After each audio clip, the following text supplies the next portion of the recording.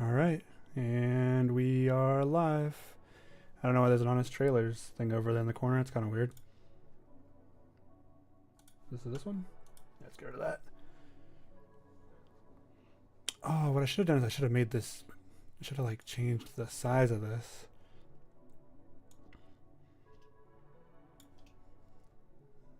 Guess I can do it while I'm here. Boom. That should be good. There you go. Oh, let's move it over slightly. There you go. And let's fix this. Let's fix this audio.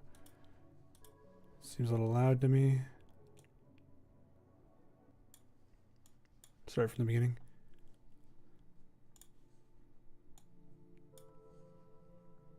Hello, hello. Anyone in chat? Can you guys hear me?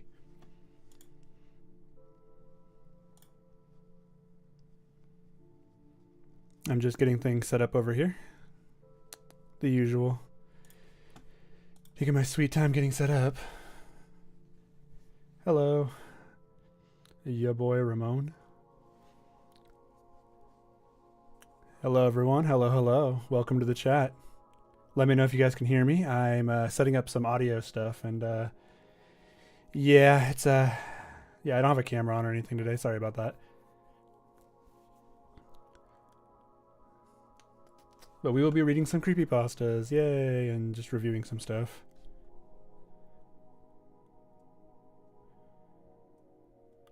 I did not know the NES Godzilla creepypasta was so popular it got its own page on the Wikipedia. That kind of makes sense, though.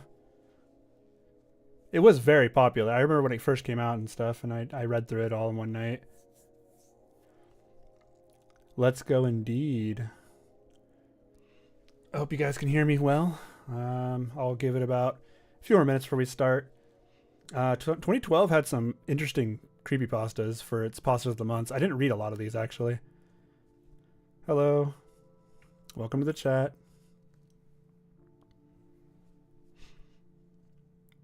Good, good. Glad you can hear me.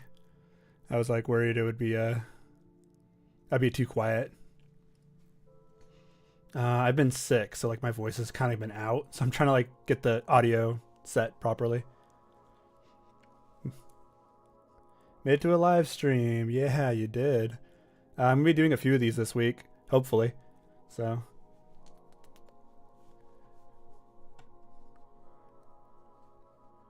The Rake and Smile Dog are your favorite creepypastas? Those are both good. The Rake's probably one of my favorites. I like Smile Dog too. Not to say it wasn't one of my favorites, just, yeah. I prefer the Rake overall.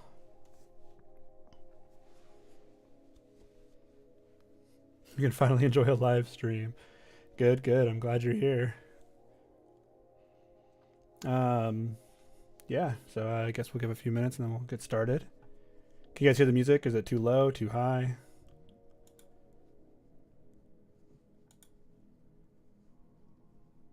Oops. Don't want to do that.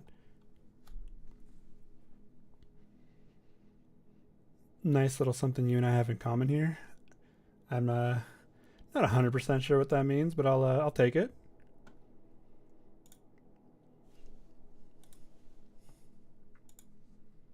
How's everyone's day been going?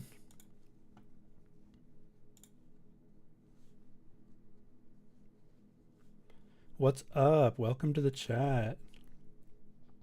Who would win, Shin Godzilla or NES Godzilla?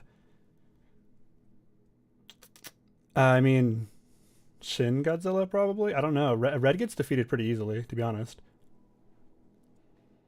The music sounds good? Alright. Yeah, the ranking every creepypasta I read this year, that's gonna be a different stream. So I was trying to pick which one to do first, and yeah, people voted on this one. So. Oh, the Rake is my favorite too as well. Yeah. I mean, who doesn't like the Rake? Come on, it's a classic. It's a classic. Just off work. Happy New Year. Yeah, Happy New Year. It's 6 days in and it's already full of a lot of work. So it's pretty good. Also, I'll be reading other or more stories from the chat if we reach whatever goal the thing set for me. I think I'm going to do one per super chat. So I don't know, how do I change that? Here, let me remove goal. Let me redo this real quick. Goal successfully disabled. Okay, how do I add another goal? I don't know how to do that. No, I don't want to give myself a super chat, though that'd be kind of funny. Oh, here we go. Goal? Okay, cool. Let's do every super chat. $5 is too high. Let's do $2. Oh, it's one goal. Whoops. Okay. I don't know how this works. I don't stream on YouTube nearly enough. Let's see. So every time it works, I'll read a... Okay, so every 5 super chats, I'll add a story to the list, and we'll just keep streaming until I run out of stories to read, I guess. Here we go.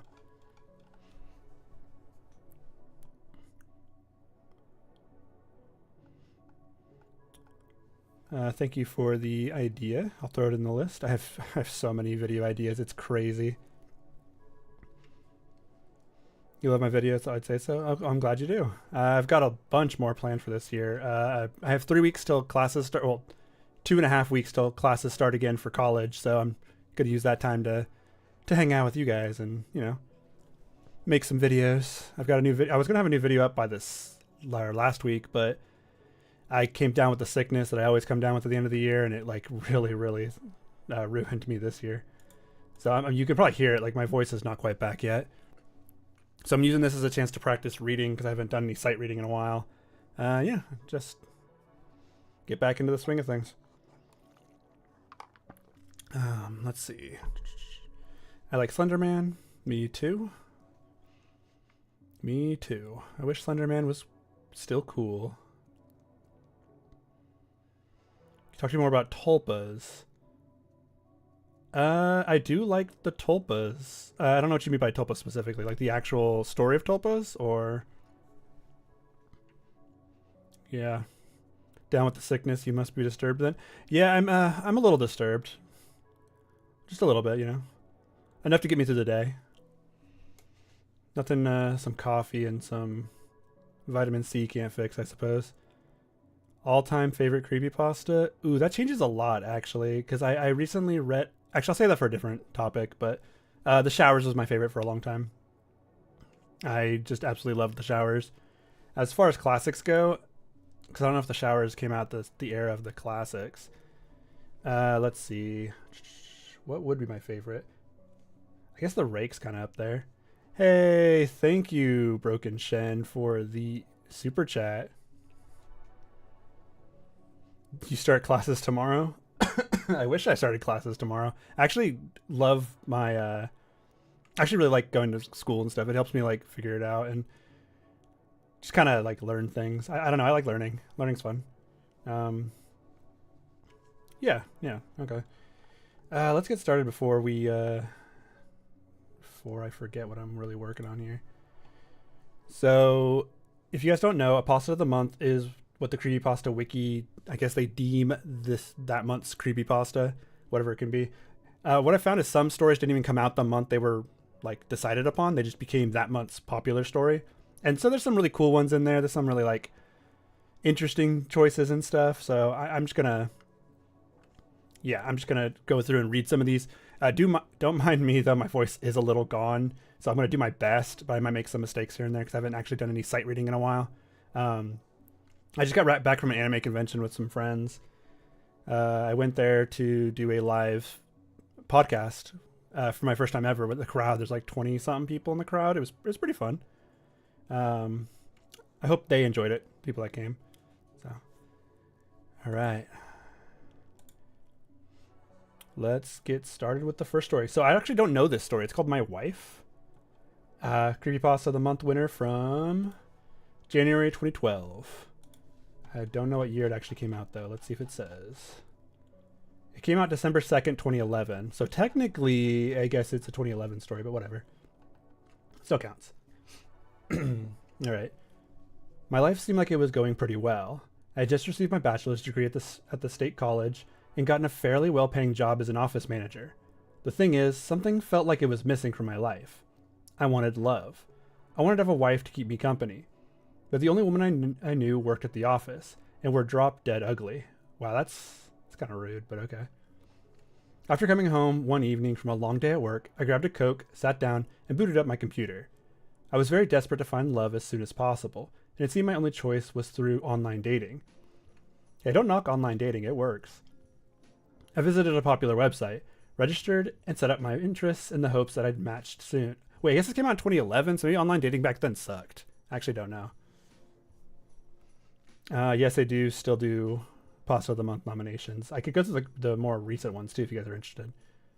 The next morning, I woke up and turned the computer on once more. I noticed there was only a total of 2 matches, and strangely enough, one of the 2 was a drop-dead ugly coworker. The other had no profile picture, and the name was unfamiliar. Knowing how desperate I was, I took a chance and privately messaged this girl, asking her to meet at the local cafe that night. The person replied back about 3 minutes later saying okay. I was very excited, but at the same time anxious to see how this would go. That night, I was bitterly exhausted from the tremendous amount of work I had at the office, but my excitement overpowered it as I quickly got home, changed, and drove off to the cafe. It was only a quick 5 minutes from my house, so getting there was no problem at all. I had no trouble parking, and soon enough, I was inside, ready to see my blind date. To my utter astonishment, the most beautiful girl I'd ever seen in my life approached me. Her most prominent feature were her eyes, the most gorgeous gray eyes in the world. "Hi," she said, smiling. "I'm Christy. You must be David. I saw your picture online." I sure as heck didn't see yours," I said as we shared a laugh. I could already tell we were meant to be. Our first date turned out great, and as it turns out, we did indeed have a lot in common. As I dropped her off at home, or her shabby apartment building, we partook in our first kiss. And I left. At this point, I felt like the luckiest guy in the world, like nothing could go wrong now. Christy and I dated for only 4 months before I proposed to her. Wow, that's way too quick, my dude. 4 months? Sorry. And she said yes with great excitement. Our wedding went like most, but there was a desolate turn of people. The members of the audience included my mother, Christy's father, a couple of our close coworkers, and a few of her close friends. She was just so wonderful, and I was so in love. That night, I lost... yeah, this is not PG. Let's keep skipping a little bit. Our life was going by so nicely, and we were the perfect team. A few months later, I learned at work that one of the coworkers who attended my wedding, Kevin, was found dead with cuts all over his body. It was unknown who did this or what happened. They told me they were going to medically examine him in a few days. This news really brought me down, and it made the headache I already had even worse. I had been getting pretty bad headaches, which I presumed had to be from overwork. I got home later that night, and it appeared Christy was already in bed. I wasn't very hungry, so I went to my room to join her. I immediately told her about my friend Kevin being found dead, and she sat up suddenly, looked at me, smiled, which was quite odd considering the situation, and said, "Don't worry about it. He'll be fine." I wasn't sure whether to be surprised or relaxed at her tone, but given her sweet nature, I just ignored it and went to sleep. The following morning, I woke up, coughing very badly and feeling the urge to vomit. I stayed home from work, which was the only nice part about it, besides the fact of Christy being so caring for me while I was in need. "I love you, feel better," were the relaxing words spoken to me every so often that day. As night fell, she silently joined me in bed and turned off the lights. About 30 minutes in, I was having trouble sleeping. I wrapped my arm around Christy in an attempt to hold her, but then my hand just froze. I couldn't move, and her skin was as cold as ice. "Christy, are you all right?" I asked, but she didn't respond. I turned her over to reveal my wife. Turned her over to reveal my wife, but the most horrific way I could imagine her. I screamed as loud as I possibly could, shoved her away from me, and bolted from the window for the bathroom. What I saw was my Christy with her eyeballs missing, revealing bloodied sockets and veiny, droopy, pale white skin. I wasn't sure about any other details because my eyes were not fully adjusted to the darkness. I sat there and cried until I suppose I fell asleep. Surprisingly, I felt refreshed that morning, but that quickly changed into fear as I remembered what I had seen. My vision was blurred and distorted, most likely due to my expressive amount of crying. I had to push on and overcome the fears I had about whatever I had witnessed the night before. I opened the door slowly, making sure it didn't make a sound. As I turned towards the bathroom, I noticed she wasn't there. I heard something coming from the kitchen, metal banging together. I rushed over to check out the scene, where I saw my beautiful wife picking up pans she had dropped. As soon as she saw me, she dropped them again. What the hell happened last night, she asked, but she sounded more concerned than angry. I felt like I had to throw my guts up, and so I did, I lied. Shook the bait, fortunately. Well, feel better soon. She kissed me and went back to cooking up breakfast. My weekend wasn't starting off so great. I contemplated what I had seen, what had just happened. I couldn't explain it. I tried to think past it, like it would never happen again, but it did. It haunted my dreams, her lifeless body, her lack of eyes, but the worst part of my nightmares were what it did. Her body would stand up like a marionette and put its face to mine, sending the odor of rotting flesh into my nostrils. There's no escape, it whispered coldly. We'll be together forever. It grinned, showing her regular, beautiful smile. That smile now sent shivers down my back. I thought I was going to lose my mind. I saw that thing everywhere. It was hiding behind a cubicle. It was lying down in the park. I was frantic to get away from it, but it just wouldn't stop. I wanted Christy, my Christy, the one I was in love with, not that ghoul. I knew I needed to end it. The following day, I walked into my house and saw the body standing near the kitchen, slouched over like in my dreams. I didn't take a minute to think before grabbing it and shoving it into the oven. Resisting its struggles, I closed the door and turned it on. Although it was painful, I was relieved. The oven began to shake violently and emitted screams which were so pain-filled and horrible to hear. I ran out of the house. The pain-filled screams went on for another 10 minutes or so, and by then my house filled with the thick wall of black smoke. As I walked back in, the shaking and screaming stopped. The house felt dead, silent and eerie, like nothing else was alive in the world. I walked up to the oven and examined the remains, and what I pulled out destroyed me, more than anything else could have. What I beheld was Christy, my wife, burned beyond return, but strangely her eyes were completely intact. I fell to my knees, just staring. I couldn't believe this. I was there for 15 minutes 30 as the police started showing up.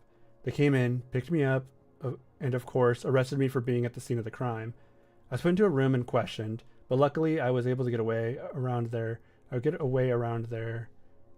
my way around their persisting questions. They concluded that I was a husband who got home from work finding the charred remains of my once beloved wife. They told me everything was going to be okay, that I would need to rent a room at a hotel while they inspected. I knew it wasn't going to be all right. I knew what I had done. You know what's even worse? I still see her. Whatever. I killed her. I killed her. I killed her. I could never forgive myself. I ruined my life, her life, everyone's. I didn't want to go on, but here I am typing this since I wanted to try and continue through my insane depression. I didn't have to go back to work the next day. As I pulled in and approached the doors, I noticed there was yellow caution tape in front, with a small note stuck to the door reading, "Building has been condemned from operations until later notice due to chemical exposure creating hazardous working conditions. State Department of Health." I felt chills run down my spine as I read that note. Not knowing what this would mean to me, I decided I needed to get this checked out. I got into my car, sped down to the road, straight to my doctor. I neared his office and threw the door open, revealing I was the only client there. A nurse escorted me to him, and I asked him if he could test my body for chemical intake. He said yes and agreed to do it. Shortly afterward, he diagnosed me with a disorder caused by the inhalation of that certain chemical. Trembling, I pleaded for him to read the side effects included. He read them to me. Effects of inhalation or ingestion involves migraines, vomiting, and weariness, and are uniquely linked to strange patterns and occurrences within the senses. Long-term exposure may result in brain damage, mental instability, and severe hallucinations. Okay, so that is a story called My Wife from 2011 by Mr. Pengy, which, what a name. Hello, welcome to the chat. So this sounds like a story I've heard before. It's not too creative. The twist at the end, I guess, is that the inhalation had made him have vivid hallucinations, which led to him killing his wife, and that's pretty dark. But I don't think it's very creative. But it means it's well written. It's well written enough, and it's It's pretty creepy. So I could see it being a good story. Yeah, it's very. What's the chat's determination on this? We got 1 through 10. So I'm only ranking these against each other. So I'm not going to put them in like S tier down to C tier or whatever. Since they're all Pasta of the Month winners, I'm ranking them against each other. So let's open up my thing and let's. So this one's called My Wife. And then we can put it on one of these. I don't know. For now, I'm going to put it in like maybe 6. I don't know. It doesn't really feel like it's a fine enough story, but it's not going to stick with me for very long.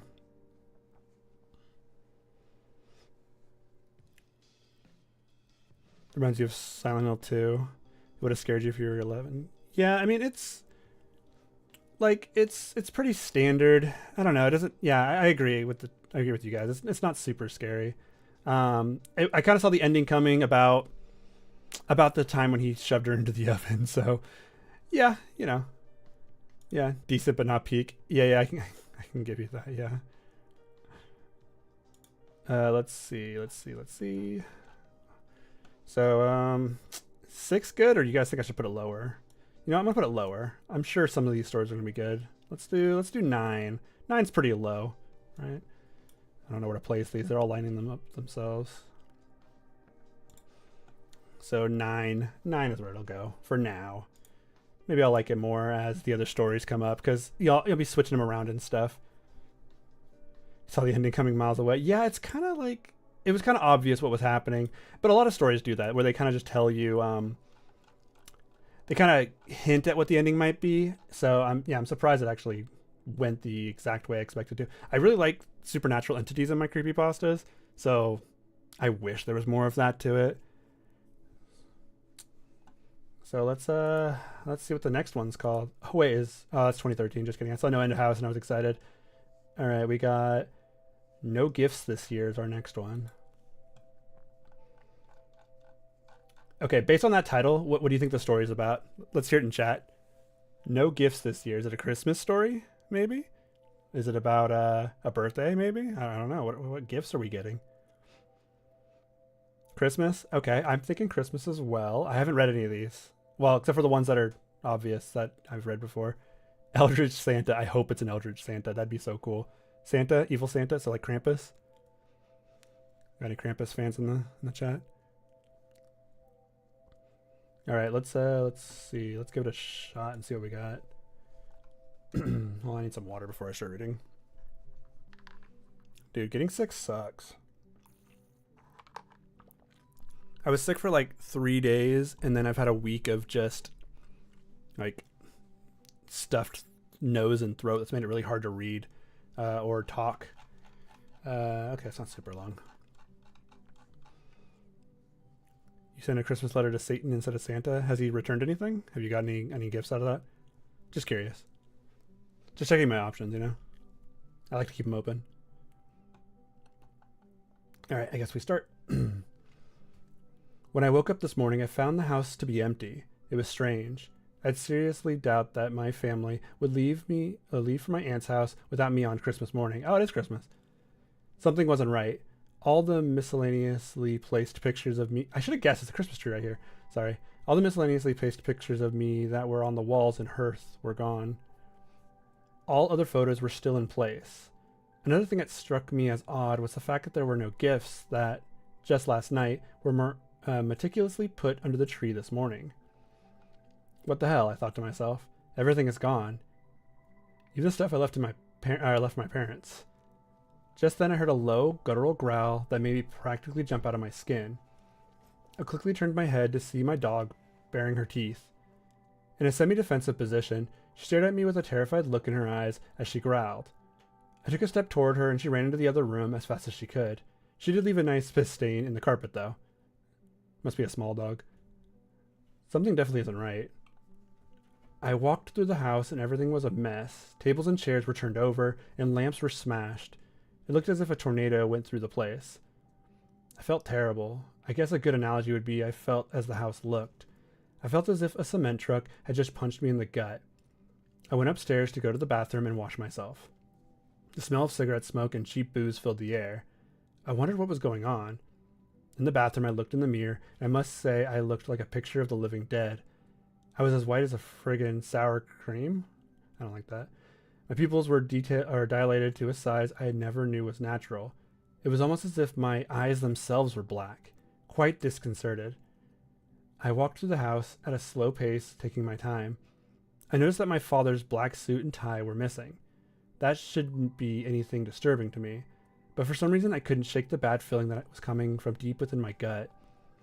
As I walked down the stairs, I looked out the window and noticed that my dad's black Cadillac Converge was missing from this driveway.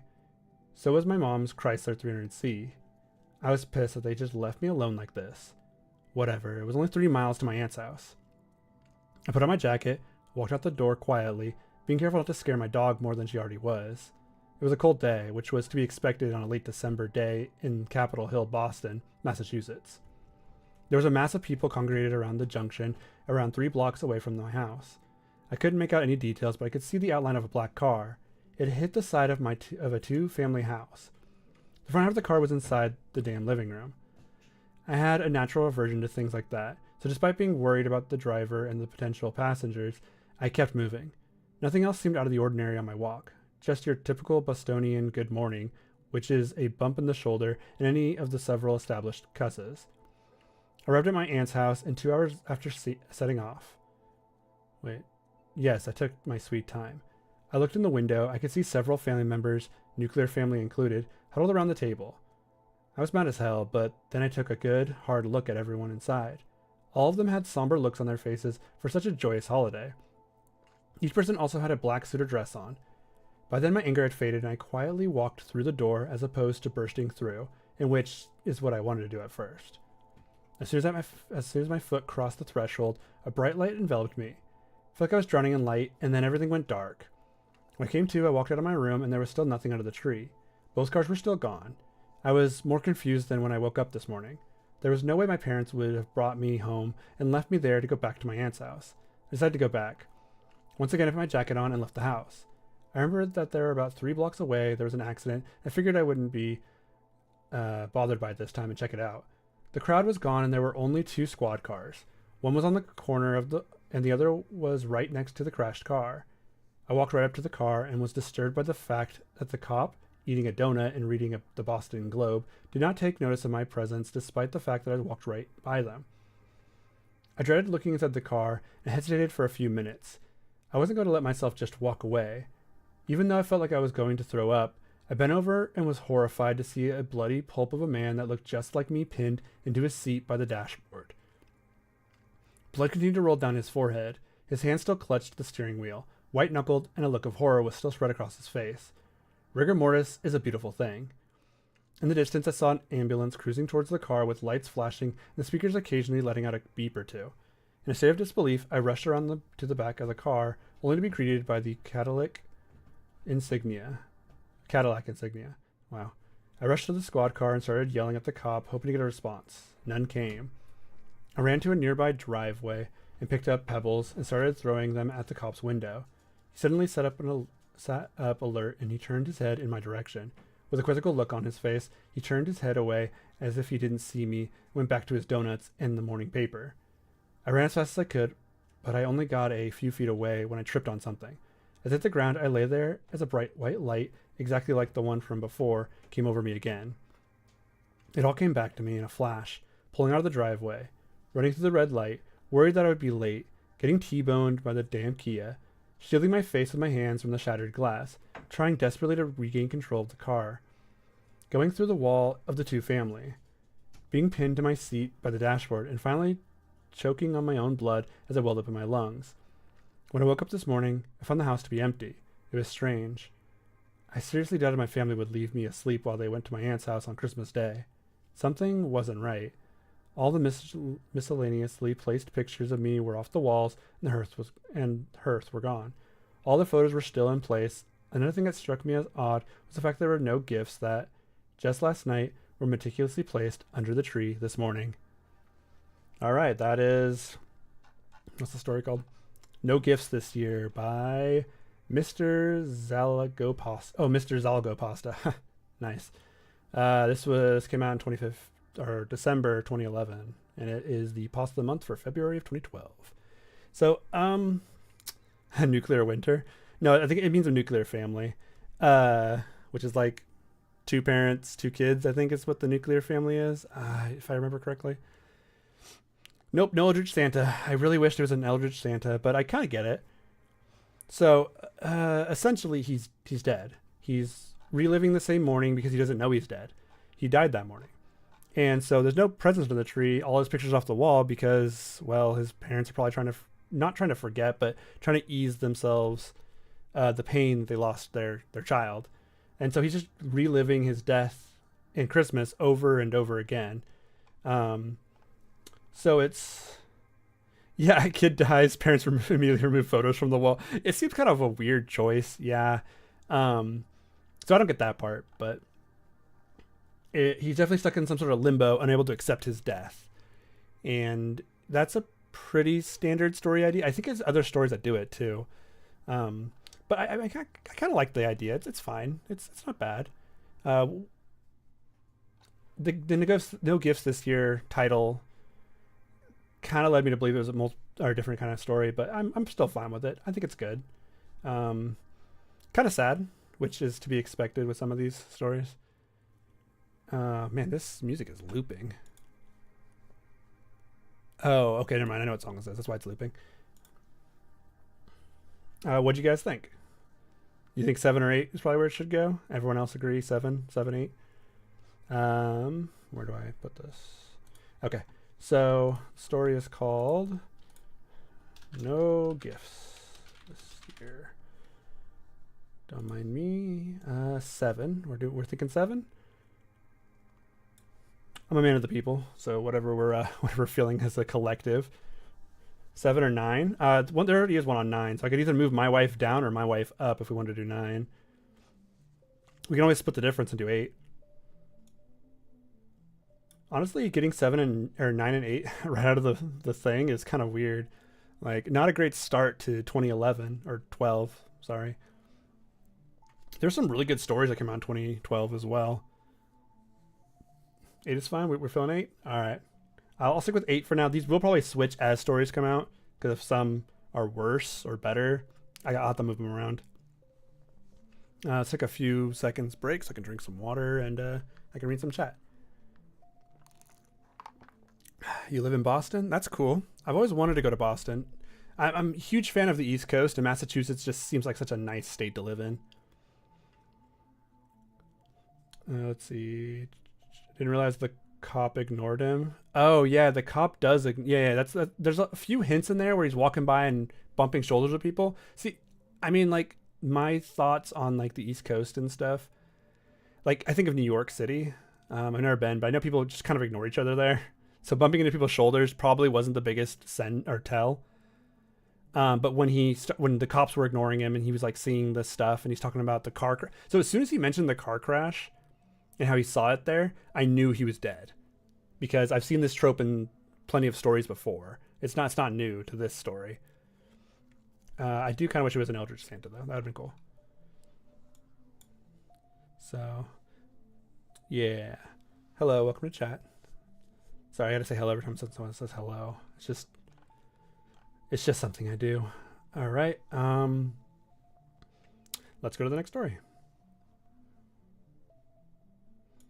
And a reminder that every two super chats, I'll add a story to the list that aren't part of the 12. So I'll let you guys vote on that if I can figure out how to do the polling system on here.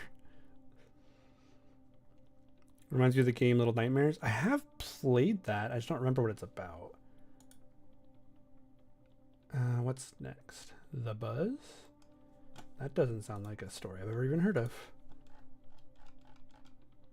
Oh, all these ads everywhere. Dude, get out of my face. You're not running ads on my stream. Oh, this is a long story. That's a very long story. Let's see. Oh, is it part 2?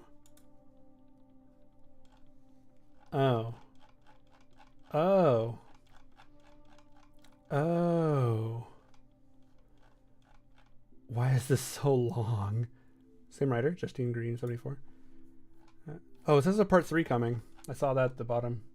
Did that ever come out? It's been more than 10 years since this was published. Okay, let's go to the very bottom. Yep, Justine Green 74. All right, where's your part 3? Okay, nothing listed here. Cool. Interesting. Has anyone read the Buzz story? Because I've never heard of it. I don't know if I want to read the entire thing. That might take forever, and we have like 12 stories to get through. Just go look at the Letter of Oblivion story. It's a 2012 one.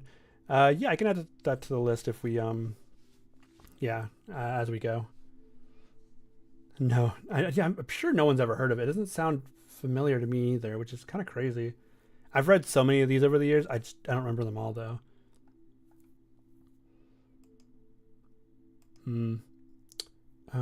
Let's see.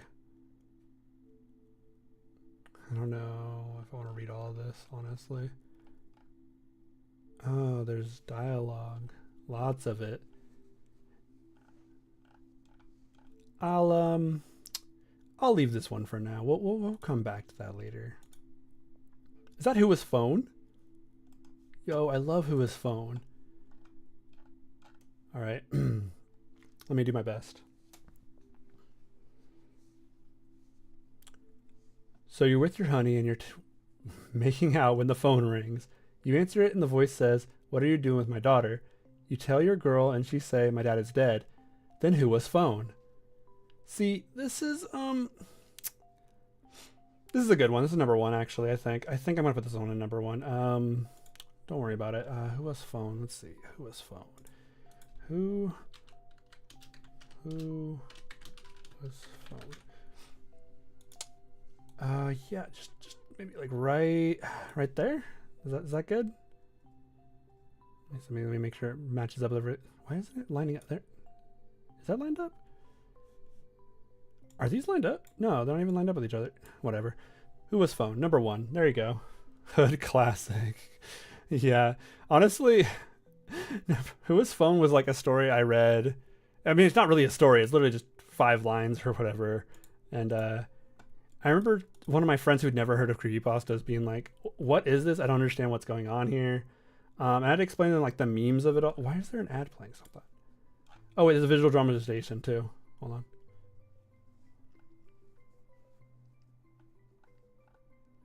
Wow, this is pretty good. What do you do with my daughter? Oh no, my dad is dead. Oh no. Then who was phone? Wow, that's pretty good. Who's this drawn by? There's no one attached. There's also no author attached.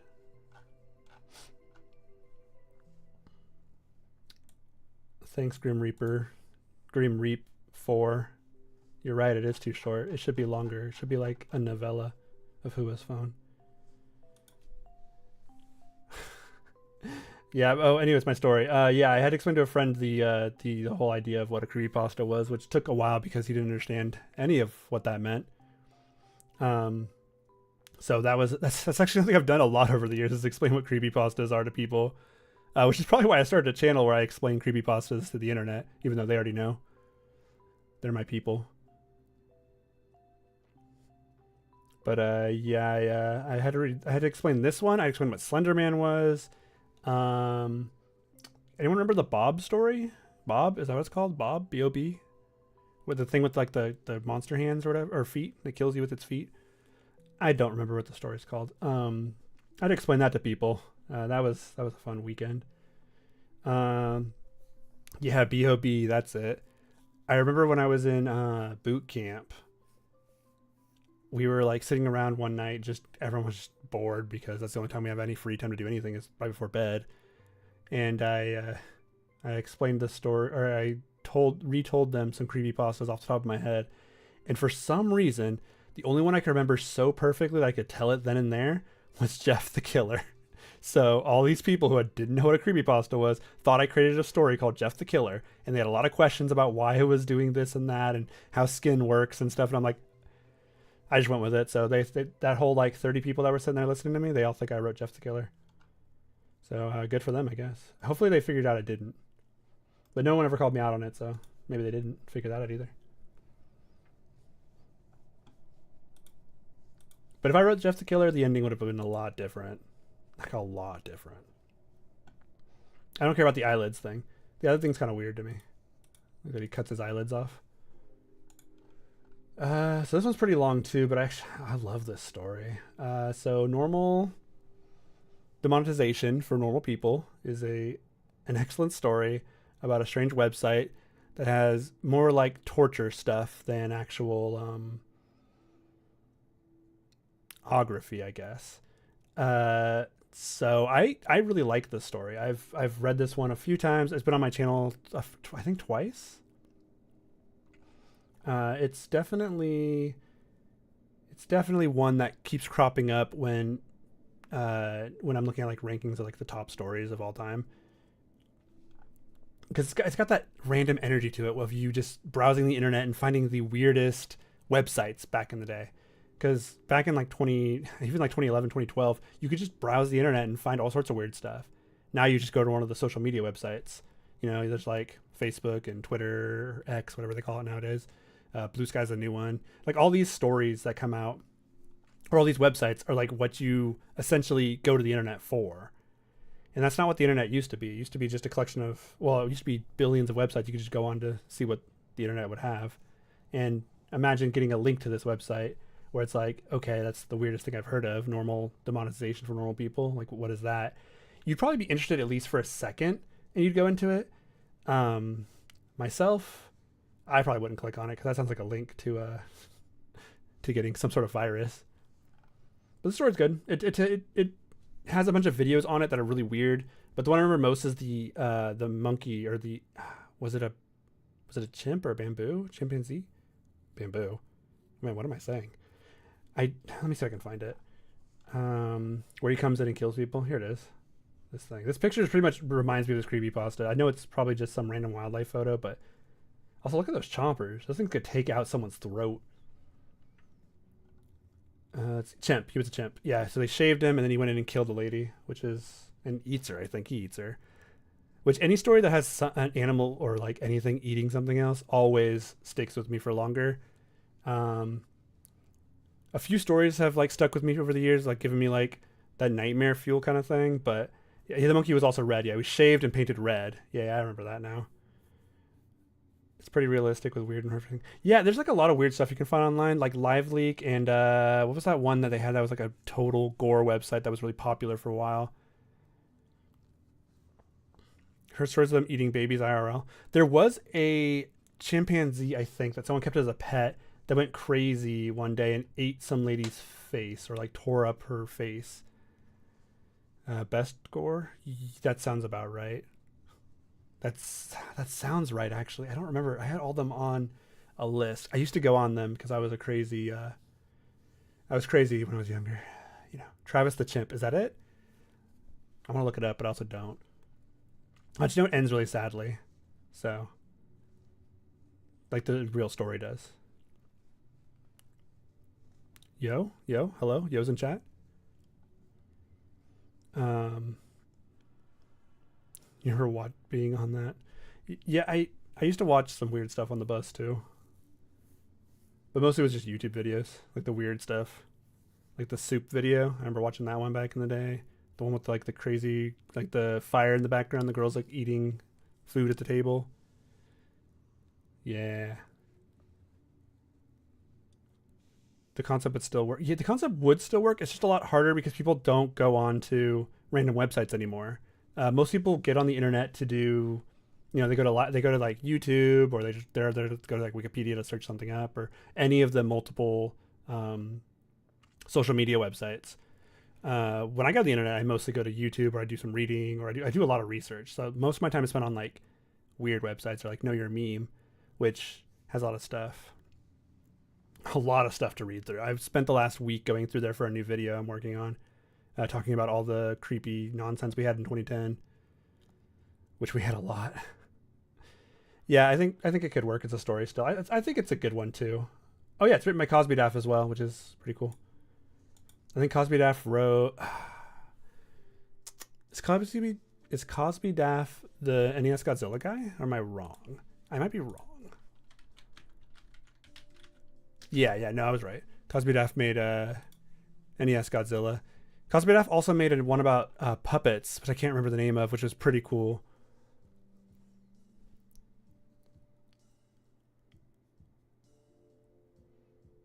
But yeah, I really like Cosby stories. So NES Godzilla was one of my favorites for a long time.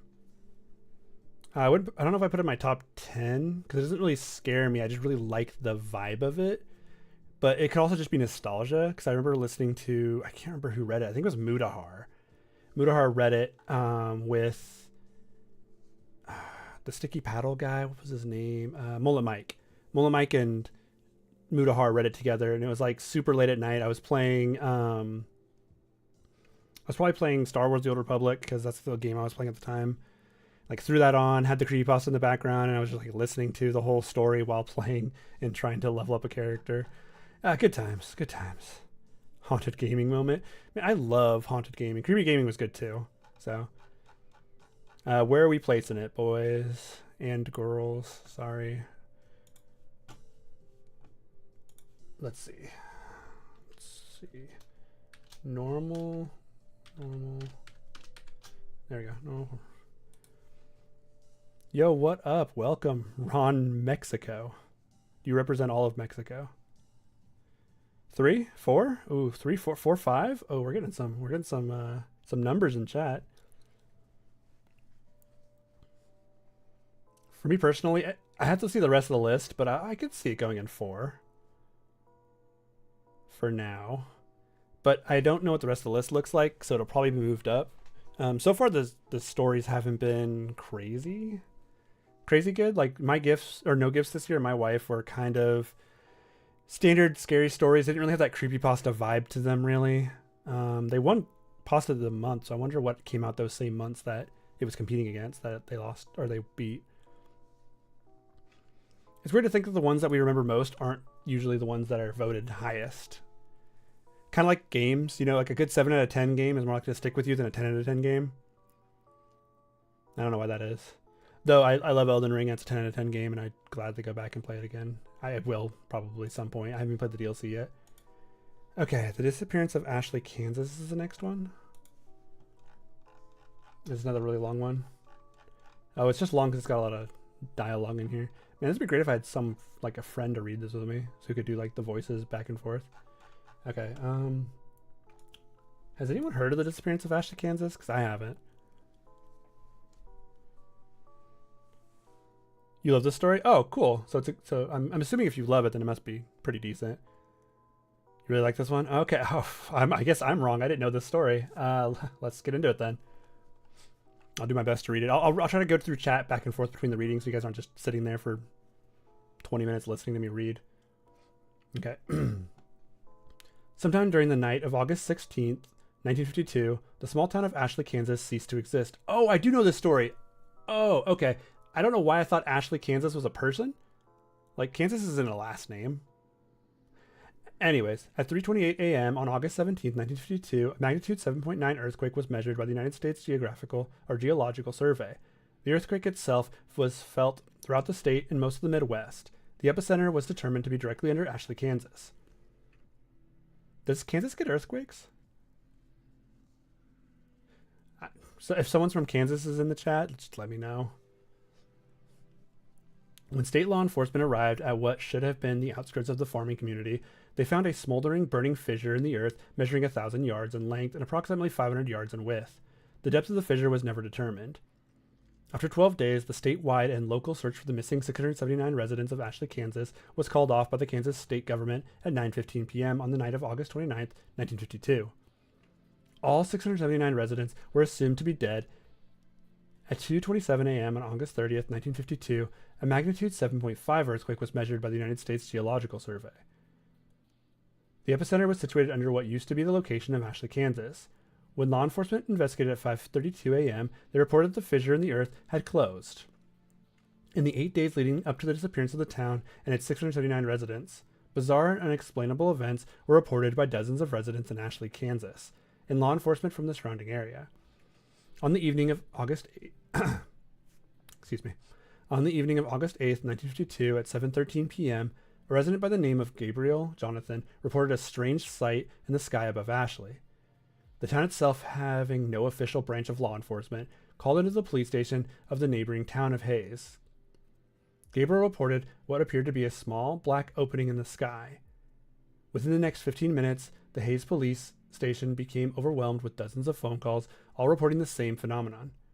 The phenomenon was never reported by any neighboring communities. A decision was made to send a trooper to Ashley to investigate the matter the following morning. At 7:54 a.m. on the morning of August 9, 1952, Hayes police officer Alan Mace radioed the Hayes police station. He reported that despite following the one-way road leading into Ashley, he had become lost. According to his report, the road continued along its normal path, but somehow ended up back in Hayes. Officer Mace went on to add that the road never curved or bent in any direction. At 9:15 a.m., 7 of the town's 10 police cars were sent to investigate the situation, and all members of the team came to the same conclusion. The only road leading into Ashley stopped leading into Ashley, but instead led back to Hayes. Phone calls continued to pour into the Hayes police station, all reporting that the black opening in the sky continued to grow in size. All callers were advised to remain inside and to not travel unless absolutely necessary. This kind of reads like a what's that story called? Why am I getting an ad for Iceland? Like an ARG kind of thing.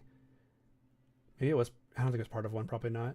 At 8:17 p.m., Mrs. Elaine Cantor reported her neighbors, Mr. and Mrs. Milton, and their 2 children, Jeffrey and Brooke, missing. According to Mrs. Cantor's phone calls, the Miltons attempted to leave town in their family car earlier in the evening. They never returned. Law enforcement officials from Hayes never reported the car or individuals coming up the one-way road. At 7:38 a.m. on the morning of August 10, 1952, phone calls from Ashley into the Hayes police station reported the town was in total darkness. The sun had never risen. At 10:15 a.m., at the request of the Hayes law enforcement, a helicopter from Topeka, Kansas, flew over the region in which Ashley, Kansas stood. The town was never observed from the air. At 12:43 p.m. on the afternoon of August 11, 1952, Mrs. Phoebe Danielewski called into the Hayes police station. She reported that her daughter Erica had begun to have conversations with her father, who died 3 years prior to a drunk driving accident. To add to her concern, Mrs. Danielewski reported that Erica was attempting to go outside into the dark to join them. Over the course of the next 12 hours, a reported 329 phone calls were placed into the Hayes police station, all describing similar phenomenon with the children of the town.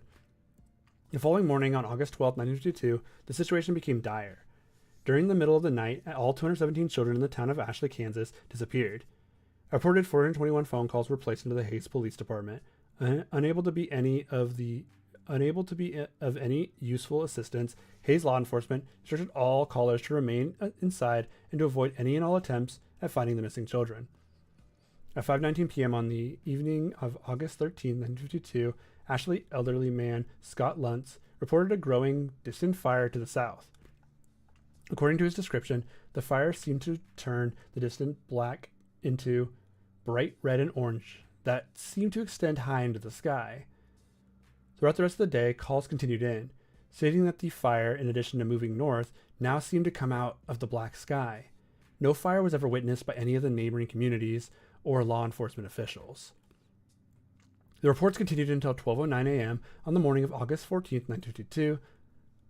The last phone call, placed by a Mr. Benjamin Endicott, reported that the fire in the sky had grown so intense that it began to appear as daytime over the town. The phone call ended abruptly. From the phone call placed by Benjamin Sherman Endicott. Benjamin, just hold on, wait. Silence. Yeah, I see something. It's in the south. It looks like... End phone call. The next phone call wouldn't be placed until the following evening. The following is the entire transcript of the phone call. Okay, I'm just going to skip this. Okay. Begin phone call. Officer Welsh. Hayes Police Department. Static. Hello? Yes, hello? Ma'am, who am I speaking with? My name is April. April Foster. Coughs. Please, sir. Please help me. What is happening, ma'am? Last night they came back. Ma'am, I'm going to need you to... Last night they came back. Man, I am not a good voice actor, guys. I am so sorry. I need to practice more. Ma'am, I'm going to need you to calm down and speak clearly. What happened? Who came back? Everyone. Everyone? They all came in the fire. What do you mean everyone? My son. I saw my son last night. He was walking. He was walking down the street. He was burned. He was burned. Ma'am, he died last year. I raised him since he was a baby. It was just me and him. I told him to watch for cars when he rode his bike, but he never wanted to listen. Ma'am, what you're saying isn't making any sense. You said everyone came back? Are you listening to me? Everyone. Everyone came back. Everyone who died or went missing, they're back and they're looking for us. He said, Mommy, I'm okay now. See, I can walk again. Where are you, Mommy? I want to see you. Ma'am, where are you now? Are you safe? I'm hiding just like everyone else. We saw this coming through the fields, and some people opened their doors for them. The screaming. I don't know what happened to them, but their houses caught fire and they caved in. I have my curtains drawn. I'm hiding in the closet right now, and... Ma'am, is everything all right? Are you okay? Ma'am? Oh, glass breaking. Ma'am? Something just came in. Ma'am, stay as quiet as you can. Don't make a sound. Mommy? Mommy? He's inside. Stay absolutely still. Don't leave. More mommy. I'm not going to keep saying mommy. Stay quiet. Sounds of heavy footsteps. Laughter. I found you. Ma'am? End phone call. The following morning at 6:55 a.m., the law enforcement officials of the Hayes Police Department arrived at the location of Ashley, Kansas. A smoldering, burning fissure in the earth was all that remained. Wow, that's really good, actually. I can't believe I've never heard of this. This is really good. Huh? How have I never heard of this? This would make a great, book. Someone should write this. Did someone write this? Sorry, this is really good, actually. I'm actually really, not surprised, but based on the ones we've read so far, they've been kind of just, eh. This one's really good, though. It's like hell literally just opened up under their town, and then the dead came back to life, which is, I think I've seen another story, but it's done really well here. I have an actor friend. I should have him come on and help me. Oh, I think it's a girl, though. Foster's a woman. I don't have any acting, female friends, women friends. Whatever. I'll have him do the girl voice. He's good at this. Mr. Creepypasta read this one. It's really good. I need to catch up on chat. Hold on. Before we rank this one. You've heard of Ashley Morgan? Ashley Morgan? Isn't that a person? Wait, why does that sound familiar? Ashley Morgan. I don't know who this is. An actress? Thought it was a video game character for half a second. It just sounds like a game character name. Game. There's a game creator named Ashley Morgan. Anyways, I'm getting off topic again. Let's see where I gotta start where the chat started. Let's see. Mr. Creepypasta dubbed this one. Yes, I'll have to look into that because I want to hear someone else read it besides myself. It's explained later. The Wizard of Oz. Anyone remember the Disappearance of Ashley Morgan? I don't remember the plot, but the story always reminds me of it. Wait, there's a story called The Disappearance of Ashley Morgan? I gotta look that up too.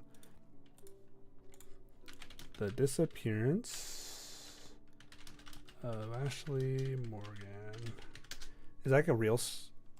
Oh, it's a no-sleep story. From 11 years ago. That's crazy. 2014 was 11 years ago. That's even crazier. Huh. Ooh, this is a long one. Yeah, I don't think I've read this one. Child death is the content warning. Thanks. I'm fine with that. Child death doesn't bother me. For stories, I should say. Real life, that's, sad. Anyways. Mullet Mike and the Sticky Paddle Creepypasta. Yeah, I loved Mullet Mike's content. I used to watch it all the time. I have him on one of my nostalgia playlists that I throw on when I'm working on stuff. I need background noise. So I have him and Mudahar's readings of several things. It's a lot of haunted gaming, though, more than creepy gaming. But I do have both of them on there. Hello, I love your videos. Thank you. Make me some coffee. I would love some coffee if you're making some coffee. Just let me know. Just black, maybe some sugar and some milk. That'd be good. It's a C.K. Walker story, or it's very C.K. Walker? Macy went missing last summer. That doesn't sound familiar either. I should read that one. I'm just gonna have a huge list of stories. I'm a search and rescue officer. I actually have a video coming up that discusses search and rescue officer stories because I like them a lot. Another one. Remember some girl whose friend went missing in the woods and her and her figure running away. I think I know what story you're talking about, but I can't remember the name of it. The guy pretending to be a cat was my favorite. I don't know what that's I don't know what that's referencing. The Showers came out in 2012. Did it? Oh, was it on the list? Hold on. No, it's not on here. Did it not win? Or oh no, it came out in 2013. Well, actually, did it come out? It might have come out in 2012, but it was added or won in 2013. It doesn't say when it came out. If this was the first place it was located or uploaded, then it was 2013 according to this.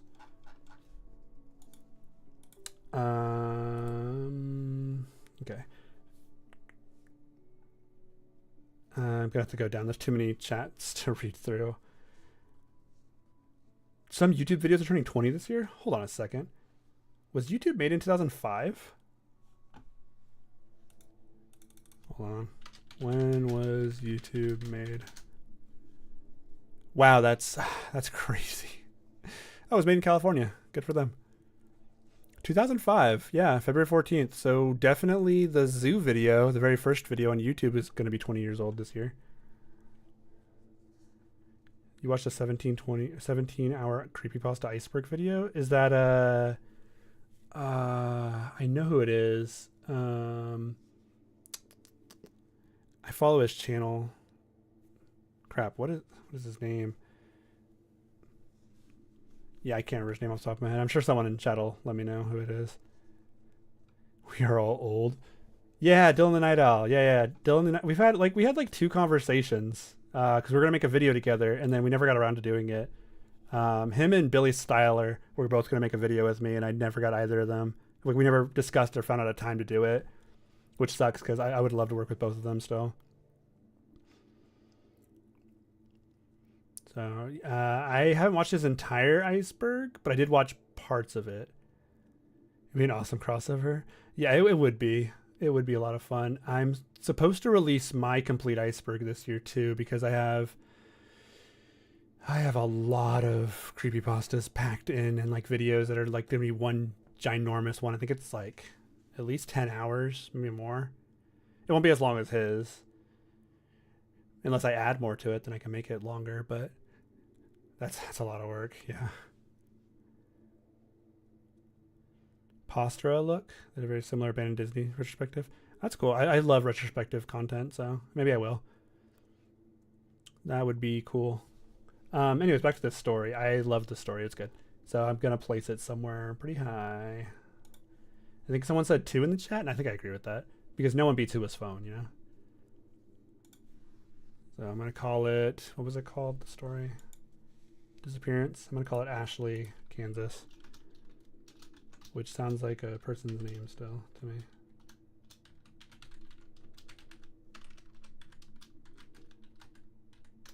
It's a good story. Good story. Better than I was expecting. These don't line up at all, and it's bothering me. It shouldn't bother me, but it is. That's mostly lined up, I assume.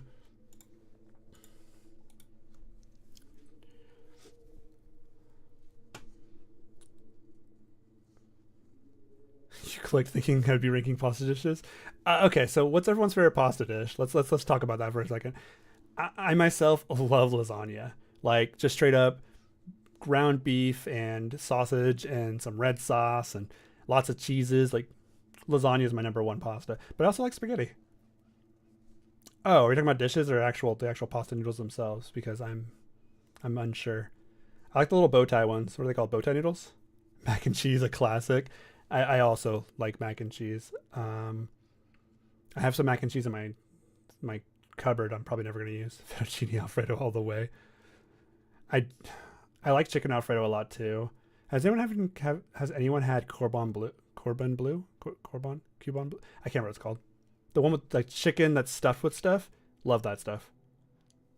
Not pasta. Just love it though. Cordon Bleu, that's it. Thank you. Man, I can't talk today. I'm paid to talk. This is what I do for a living, and I can't talk.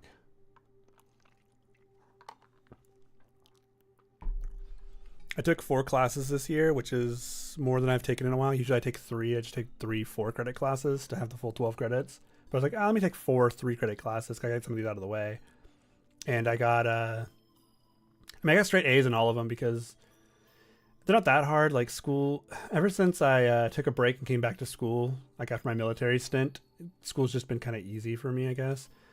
Which isn't to say like I'm super smart or anything. It's more just like I know how to manage my time. The military taught me to like how to manage my time properly so I can actually like get good grades and finish my work on time and make sure I have some downtime here and there. So like, yeah, I've finally got to the point where I'm just A's across the board student. But I took a public speaking class this year and I got like a 90 something in it. And it was a lot easier than I thought, probably because I practice talking all the time with you guys, because I'm always talking to the chat or making videos. But she loved my conversational tone whenever I spoke. But I was doing a presentation or a speech, and some girl's like, "Wow, you sound just like a YouTuber," and I'm like, or a content creator. So I'm like, "You should make content," and I'm like, "Yeah, I should make content. You're right." And I never told her. But then my teacher was like, "Yeah, I think he makes YouTube videos," and so she knew. So my teacher also wants to be a YouTuber. She makes fitness content, which is kind of funny. So she's like asking me about how she like does stuff. It's weird because when you meet people in real life, and then they like go on your channel and they see you, they kind of know where you live because you go to the same college as them. So it's like, "Oh, you live in the same town as me," and I'm like, "Oh yeah, that's kind of weird. Don't tell people I live there. Thanks." Donuts on ice? Yeah, don't do donuts on ice. That sounds terrible. Oh, some idiots were doing donuts in an empty parking lot outside my window. There's snow on the ground? Snow on the ground. It's like warm where I live. It was 61 today, which is insane.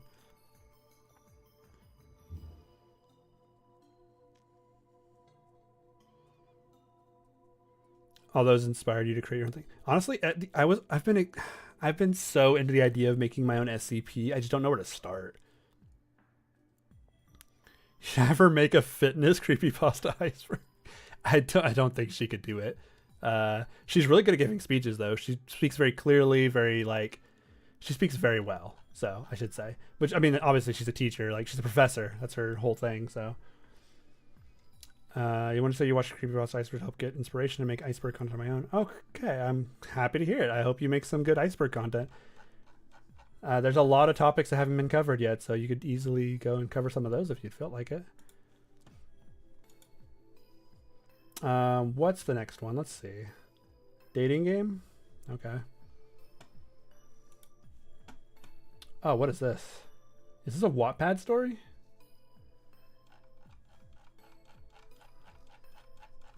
A long Wattpad story. Sorry, this is all like very, very bright. Who's this? Are these Markiplier and Jacksepticeye fanfictions? Hold on, what did I stumble upon? Give me a second. What am I looking at? Are they talking about like Christian content with Markiplier and Jacksepticeye? So I don't go on Wattpad anymore. There's some interesting stuff in here. Oh, this is written back in 2016. Oh wait, duh. Markiplier still has the red hair thing there. Yeah. Back when everyone dyed their hair for the charity thing. Okay, I'm not reading this. I thought about it, but nah, I can't do that. So they wrote a story called The Dating Game, which got way less views than their other one. Has anyone read this story?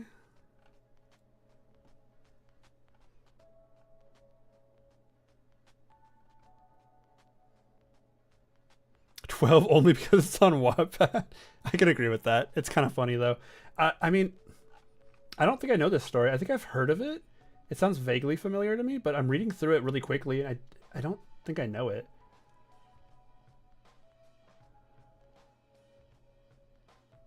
Oh, wait. I do know this story.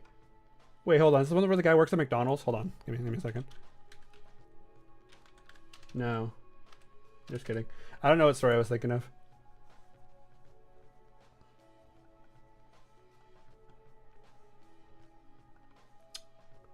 Wait, yeah, okay. I do remember this story. Never mind. This is about the... let me see if it is. Let me see if I'm right real quick. Let me read the beginning to figure that out. And then I'll give you guys like a quick rundown. I had been single for a while, and I was sick and tired of it. Being 32 and single is no laughing matter. The dramatic experience of watching your friends get married, have children, and attain the American dream are akin to the hopeless desperation of the schizophrenic mental patient. I wanted a wife, I wanted kids, I wanted a steady job. I was tired of working at... Oh, Burger King! He works at Burger King. Not McDonald's. Okay, I do know this story. Okay, so, quick rundown of this one. This is a story about a man who meets the woman of his dreams, basically. But he becomes a manager at Walmart, or not Walmart, Burger King. And she has this weird rule about him not going in the basement, which is where her workspace is, I think. And he finds her computer where she tortured her like ex or something to death in it. And she was going to do the same to him. Yeah, she was a murderer. She was going to kill him too if he found it, which he does find it one day. This story's actually pretty good if I remember it correctly, but I don't remember it being this long. Also, I don't remember it being called this.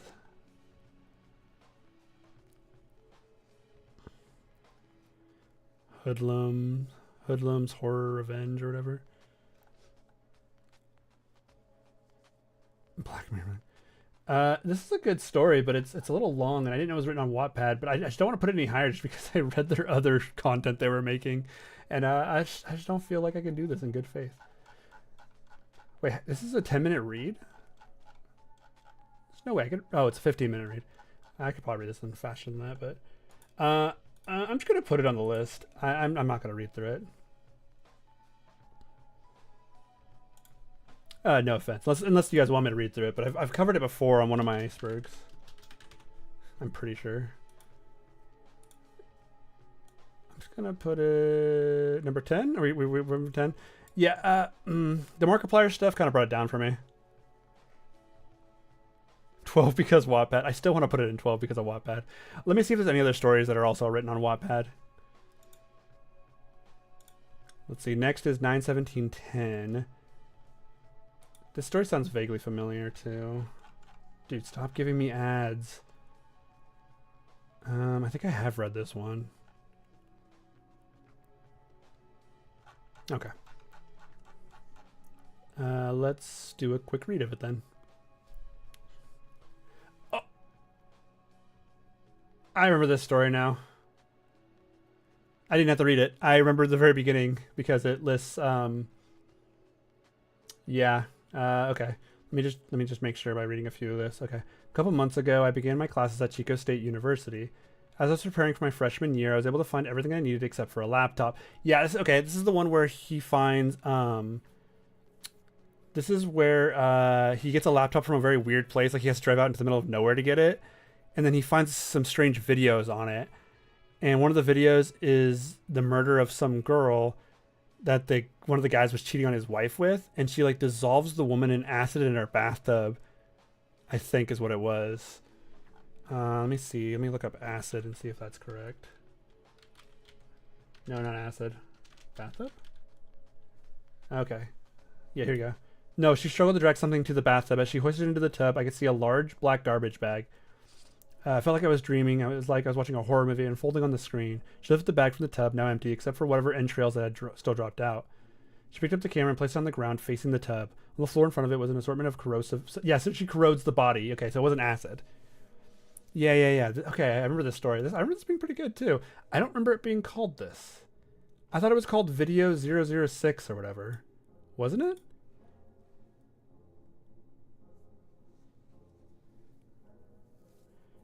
Is this not called Video 006 or something along those lines? Because like the beginning, I remember he sees somebody sitting in the car. Yeah, the first was simply titled 001. I covered this on an iceberg. It was for my Lost Episode one. Because I also included movie and TV shows and lost tapes and stuff. Yeah, facing the windshield. So yeah, they kidnapped a woman. But I think the woman was somebody that was getting cheated on by the wife or something. I don't remember now. Okay, so Video 006 put in the thing and they changed it so it wouldn't give it away, maybe? I don't know.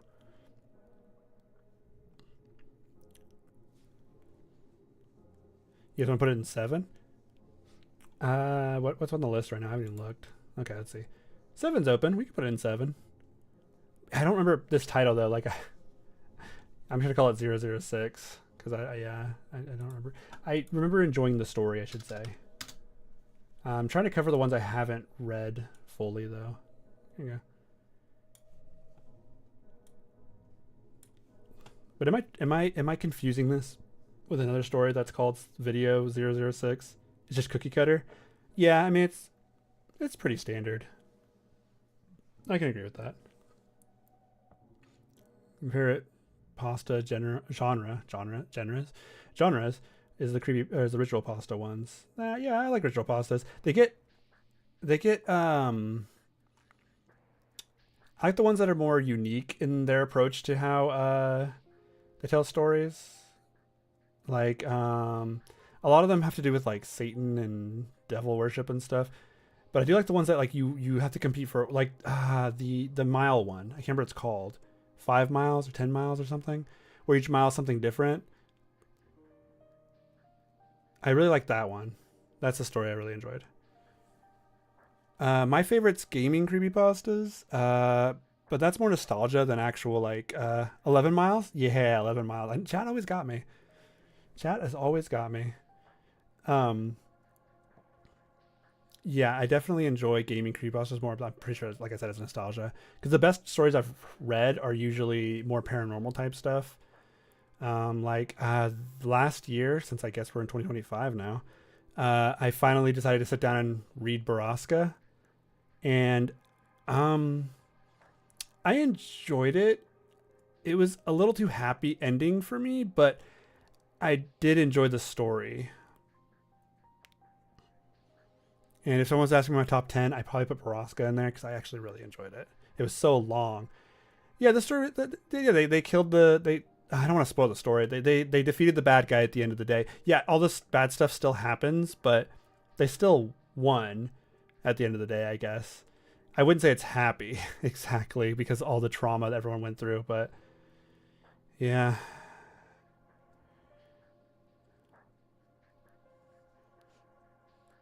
Have I heard of Tommy Taffy? I've never even heard of that story now.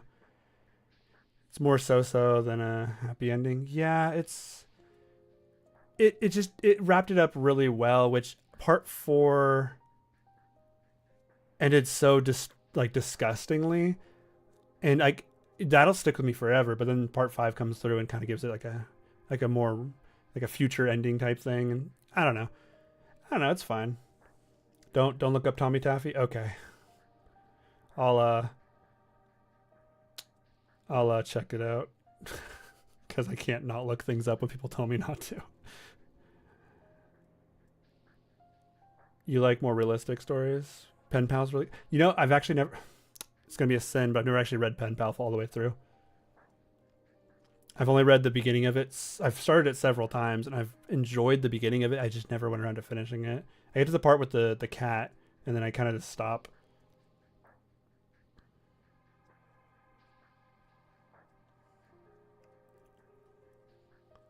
No End House, one of your favorite classics. I get that. I like No End House too. I've never finished Pen Pal. I know, what a sham. This whole channel's a sham. I've never finished Pen Pal. You know what? I'm just gonna end. Yeah, we're gonna end it all. So I'll see you guys all later. No, I'm kidding. No, I should read Pen Pal though. I for sure should read Pen Pal. It's supposed to be one of the best creepypastas of all time, from what I've heard.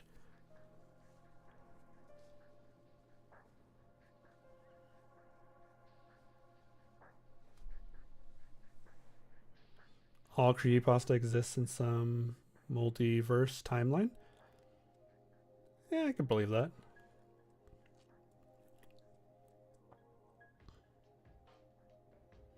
Stolen Tongues or Pen Pal. Who gives the best narration of pen pal so I can go look them up? Is there a narration of pen pal out there? Stolen Tongues is a good story. Yeah, it sounds. If I remember what the story is called, or if I remember what the. Oh yeah. Okay, yeah. I know what you're talking about.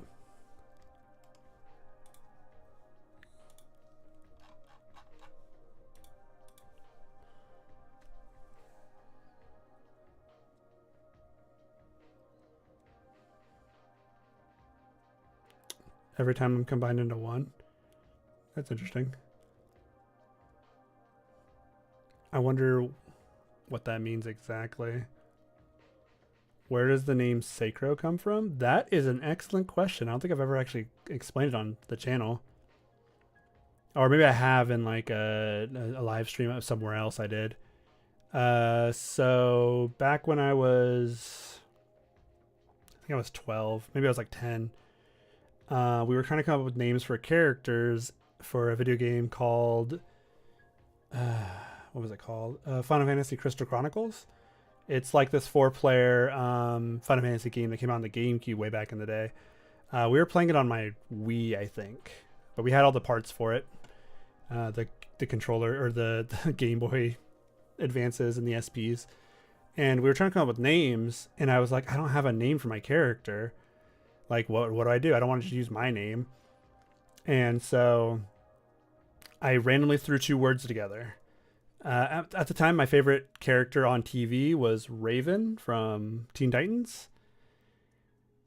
And it was, so I was like, oh, what about Raven? Like, Raven's a cool name. Like, what if I just take a part of Raven and make that into a thing? And so I thought, okay, I don't know, what's a good word? So Sacred. Sacred was my first word. Threw that up there. I was like, Sacred's a cool name. And I was like, okay, so Raven? And I was like, that doesn't sound good. What's another, like, similar animal or bird or something? And I was like, oh, crow. Crow's kind of cool. So I was like, okay, Sacred Crow. Say crow. And that's literally it. It's really dumb. I just threw 2 words together and thought it was cool. And then I found out a church in Italy exists called Sacrow, the Church of the Redeemer, and I thought that was even cooler. So now Sacrow's my my name. And it's been my name since I was 10 years old, I guess, now that I think about it. It's crazy how you make something up at 10 and keep going with it. Based. Yeah. Yeah, for sure.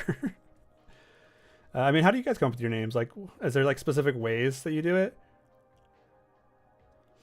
People think Scarecrow is where I came up with it too, which a lot of people do call me Scarecrow. I've gotten Scarecrow. People call me Crow a lot. I'm fine with Crow, actually. Crow's like the one I prefer because it just sounds so, it sounds a little edgy, and I think edgy's funny. Like, I'm a big Shadow the Hedgehog fan, you know? Played those games back in the day. Let me get some of these chats, sorry. Let's see. Literally everyone has a pen pal narration. I'll have to look it up. I'll find somebody. Creepcast did pen pal recently. Also, Dark Somnium is really good. Ooh, Dark Somnium. He and I have had one conversation. He's a really cool guy. I don't remember what we talked about. Something about the horror community and how we loved making this kind of stuff. I'll check out his reading of it. Creepcast did it. I'm trying to remember what Creepcast is. Is that Papa Meat and Wendigoon, I think? Mr. Creepypasta did one as well. Okay. Creepcast did Red Pen Pal. Okay. They make a lot of jokes. I would definitely listen to a full serious reading of it before doing like the jokey one. I've been wanting to do what Creepcast does for a while. I had my whole idea for it, and then they started doing it, and I don't think I can do it anymore because competition's fierce on YouTube, and they're both massive YouTubers, and I'm much smaller, so I'd have to fight for space in there. Yeah, I'll definitely do that first.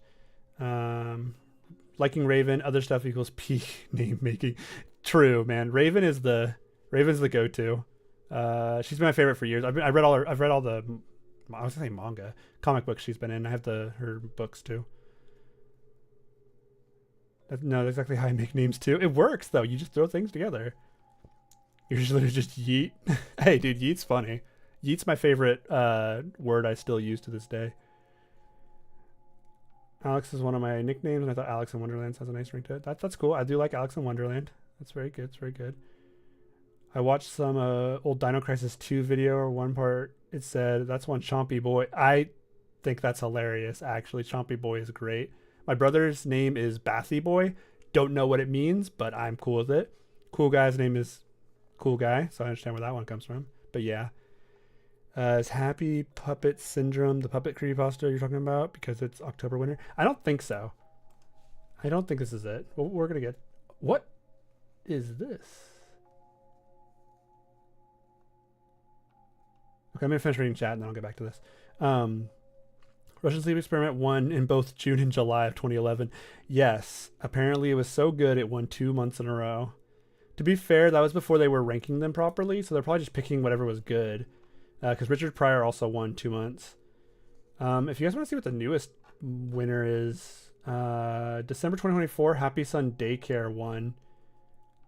It's an admin pick. I don't know if admin picks and Pasta of the Month are the same thing. I don't think they are.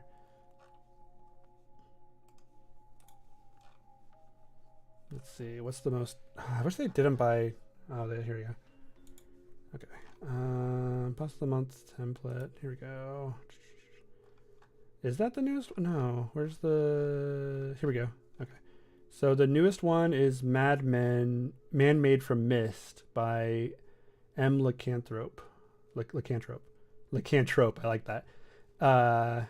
Hopeless Night Owl. Oh, wait, I've heard of Hopeless Night Owl. Wait, I know a few of these names, actually. Anyways, this looks cool. What is my least favorite creepypasta? That's a good question. That is a great question. I'll come back to that one in a second. Sketchy came from Sketch Show, which I used to be part of, a name of another channel. So I started getting called Sketchy. I mean, I like Sketchy. That's a cool name. Sketchy the Horse Guy. Hey, you know, there's nothing wrong with liking horses. Horses are cool. I've had some really weird names for channels before this one. I had a channel called Gamers Playing Games, which I made a new channel called Gamers Playing Games, but I called it GPG TV instead because that just sounds more fun. Which we're having a restart of that channel back at the end of January. There'll be a big video coming out for that. I just realized I never told anyone, or I never posted this anywhere to let people know I was going live. Whoops. Well, you're all here anyway, so I guess it worked out. Let's see. I need an adult after seeing that photo. Yeah, that's pretty. That's a pretty good photo. I don't know. Here, want to make it bigger for you guys? Here, I can make that bigger. How to do this? There we go. There we go. Is that good? That seems pretty good to me. Let me see. Do you think it could have been Two Best Friends Play? I used to watch Two Best Friends Play. One of my friends was obsessed with them. He wanted to start a channel with me just to copy their style, and we never did it. Mr. Nightmare did a narration when he still read creepypastas. I haven't watched a Mr. Nightmare video in a while. Happy Sun be one of my favorites. Is Happy Sun Daycare the werewolf one? I think Happy Sun Daycare is the werewolf one, yeah. Or not werewolf, but he's like a guy who thinks he's a werewolf, I think.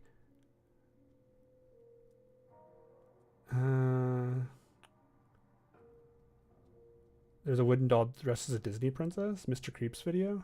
I don't know who Mr. Creeps is, actually. It doesn't sound familiar. Unless that's Mr. Creepypasta, I don't know that you're referring to. Happy Sun was awesome. I can't really remember that one, though.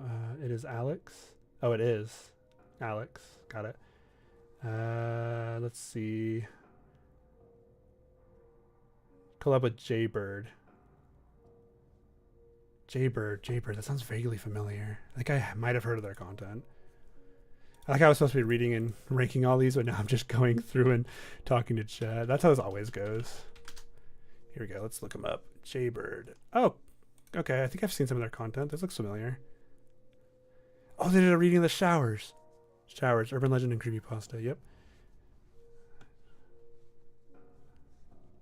Old creepypastas were a mixed bag. Yeah, they were. Oh, their content looks good though. Like,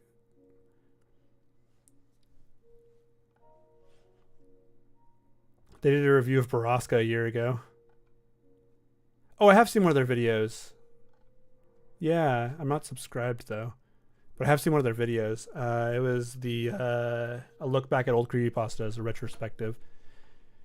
And I've seen the first creepypasta Ted the Caver because literally I posted it like a couple days before I was going to post or start working on mine. So I was like, I'll wait until it's hasn't been covered to death because him and Mudahar both covered it the same like time frame, and I figured it would get lost in the algorithm because that's kind of what happens when people all talk about the same subject at once.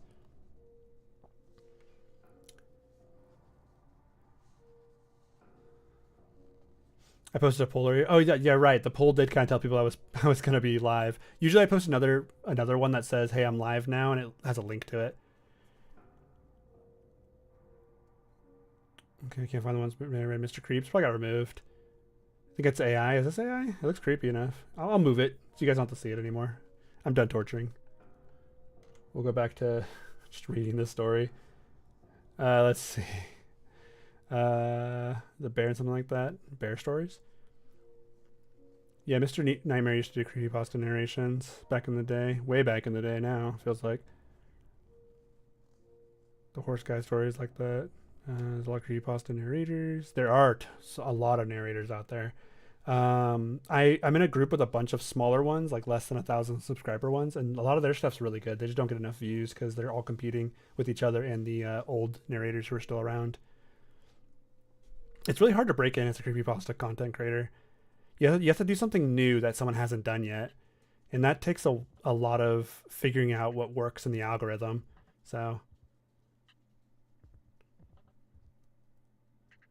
you used to take a nap and then record your voice when it's groggy. That's technically bad for your vocal cords, so I would be careful doing that because, yeah. But I know that people have done that to get that deeper voice.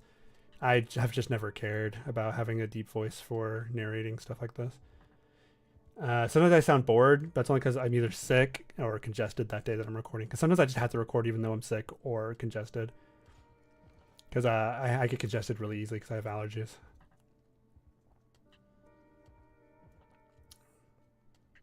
All right, let's get through the rest of these because I haven't made dinner yet. All right, this one's called Happy Puppet Syndrome. It apparently takes 7 minutes to read, but we'll see about that. It was simple, we thought. Take a few chromosomes, slice them up, put them over there, and hey, perfect human being. I'm just not sure what went wrong. Maybe a miscalculation, a misprocedure, or maybe something beyond our control. Who knows?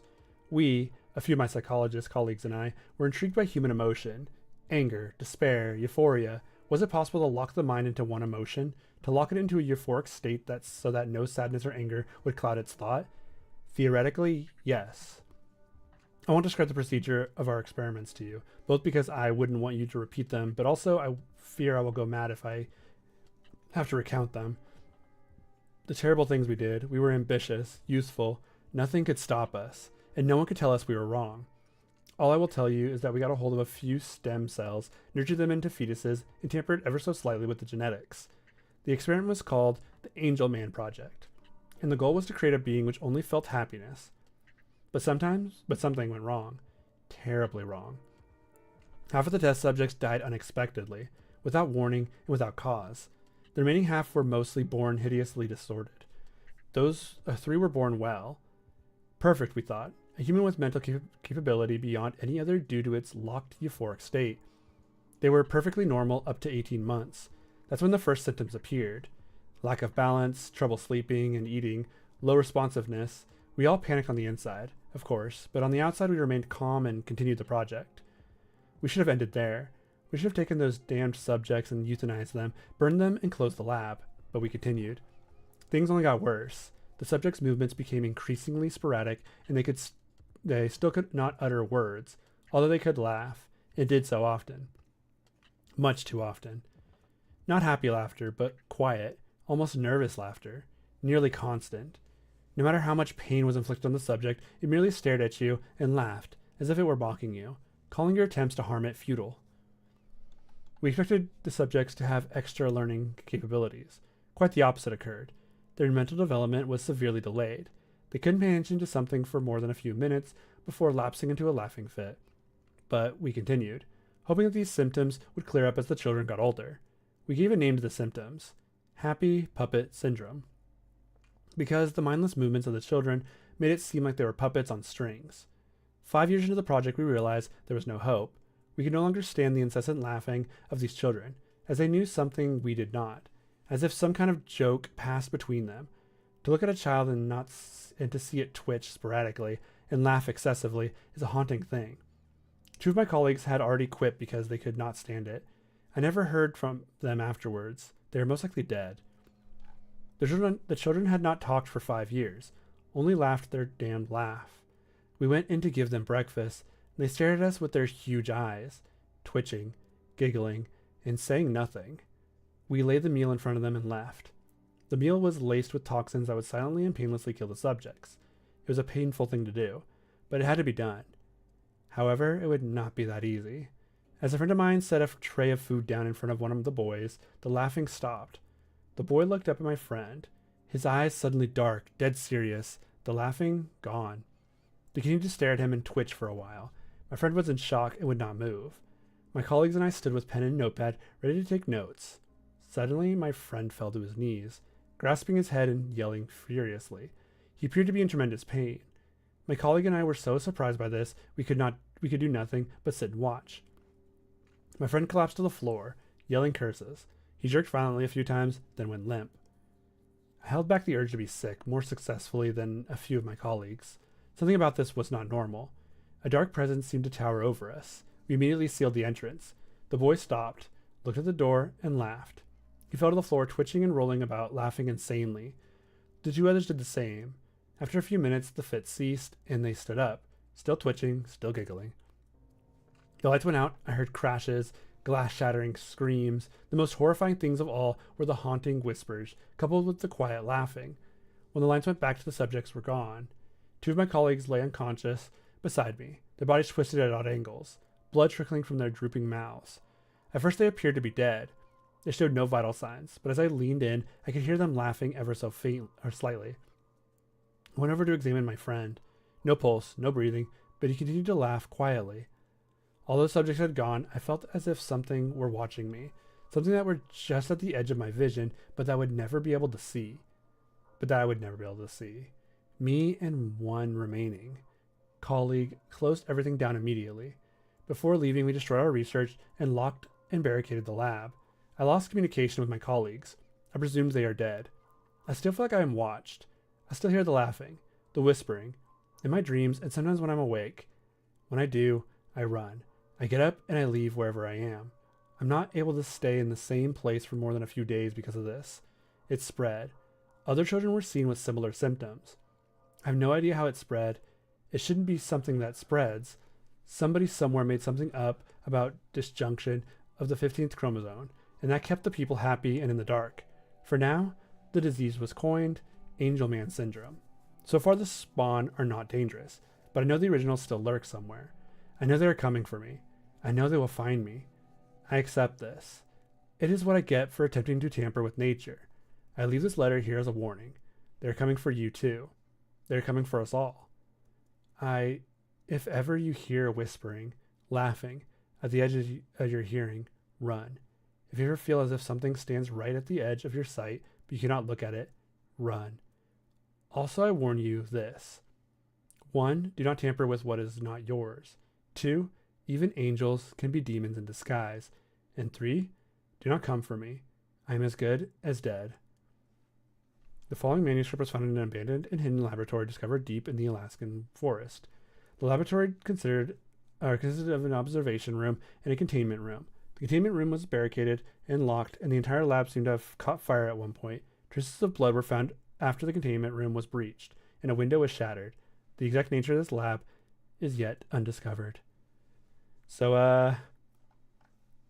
that's pretty good. I like that one. Oh, I like comments. Cool. Yeah, I'm a big fan of stories based on... Oh, the music stopped. Hold on. I'm a big fan of stories based around,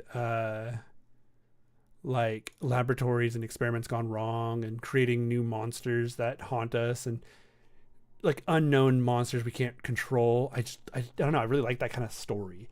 So this kind of thing is exactly what I like. Though I do like it better when it's like one person recounting the events as they happen slowly. So like a slower change would have been nice, but even so, this is pretty good. I've never even heard of this one. That's crazy. But I guess I haven't read them all. There's no way to have.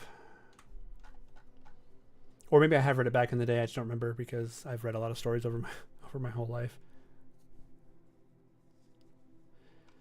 All right, let's go up and read some of the chat. Where was I at? Man, I really wish I just saved it in a specific spot so I can come back to it later. E-Boy Squidward was one of my first. E-Boy Squidward? Oh, his name's Enchanted E-Boy. Oh, that's so funny. Squidward was one of my first as well. Yeah, I like this Squidward story. It's good. E-Boy Squidward does not sound like something I want to run into ever.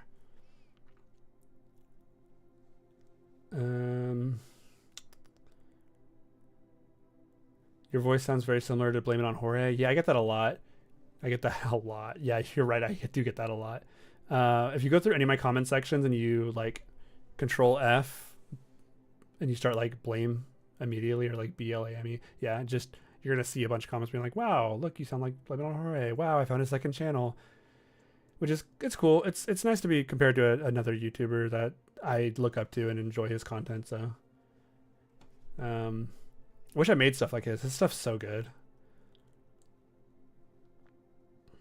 Some of the guys who developed the Rage virus. Honestly, I love 28 Days Later. I should go back and rewatch it. Messing with human emotions is always a bad idea. True. Russian sleep experiment vibes. Also true. Hello. Yo. Welcome, Fireproof Cats. Going to do this once again. RIP to all the creepypastas lost to time. There are a lot of stories that are lost. Honestly, there's a lot of content in general that's lost to time. People just don't check, you know? The internet's a vast place.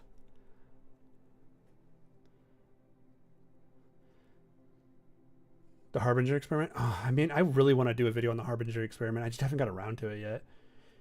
Maybe I'll make a list and have people decide which one they would like to. Like live on stream, they can tell me what they want, and I'll go through and decide to make one. There's an animation of this story? Oh, of that story. Yeah. Vibing Leaf's content's really good. I like his stuff. Or their stuff, because I don't actually know if it's he. Vibing Leaf's cool. This is very much Russian sleep experiment. True. You're back, your phone died. I'm sorry to hear that. Yeah. Do most of you guys watch this on phones? Is that like is that a common thing? Most of my streams I watch if I do watch a few on my phone, but I like watching a lot of video game streams and it's hard to see the games on the phone. Here, you guys want to see the creepy face again? Here you go. You like this one? Yeah, 3 or 5 would be good. Yeah, I think I'm gonna put it in 3 for now. I think when I get into this. E-Boy's Squidward. I'd read that creepypasta. Someone should make an E-Boy Squidward story and send it to me, and I will make a short April Fool's video on it or something. There's a Wooden Dolls story from Mr. Creeps. Maybe I'll check that one out too. 6. 28 years later. Oh, they are making a sequel to 28 days later. Well, they already made one. It's 28 days later, 28 weeks later, 28 years later. Why did they do 28 months later? Hello? They skipped a lot. Yeah, creepypastas are an art lost to time. Yeah, people still make them. There's still some really good ones on here. I read a lot of stories for my day-to-day, but yeah, I guess I don't read that many creepypastas like I used to. Wait, where am I? Did my thing reset? Oh, I gotta go back to find them. Yeah, wait, I skipped one. I skipped genetic memory. Whoops. Oh, let's put this on the list first. Let me see. What's it called? Happy Puppet Syndrome.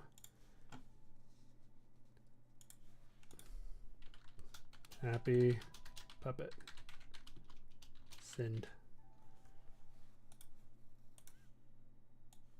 What are we thinking? 3 or 5?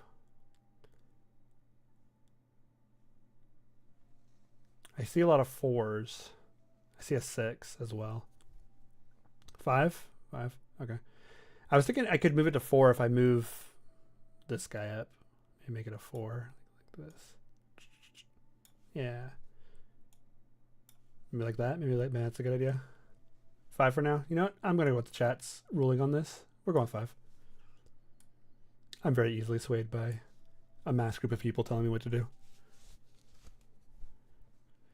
All right. What do we got left? What is left? There's 1, 2, 3, 4. There's 4 stories left. Okay. What is... I know one of these is super short. I think it's genetic memory is really short. Yeah, it's super short.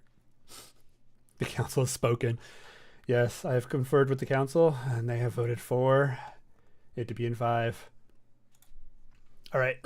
This one's called Genetic Memory. I don't know this one at all. Many classic horror icons, such as Geiger's Xenomorphs, Silent Hill's Pyramid Head. Wait, did H.R. Geiger make the Xenomorphs, or do they base it off H.R. Geiger's art? Anyways. Geiger's Xenomorphs, Silent Hill's Pyramid Head, and other disturbing creatures share common characteristics. Pale skin, dark, sunken eyes, elongated faces, sharp teeth, and the like. These images inspire horror and revulsion in many, and with good reason. The characteristics shared by these faces are imprinted in the human mind.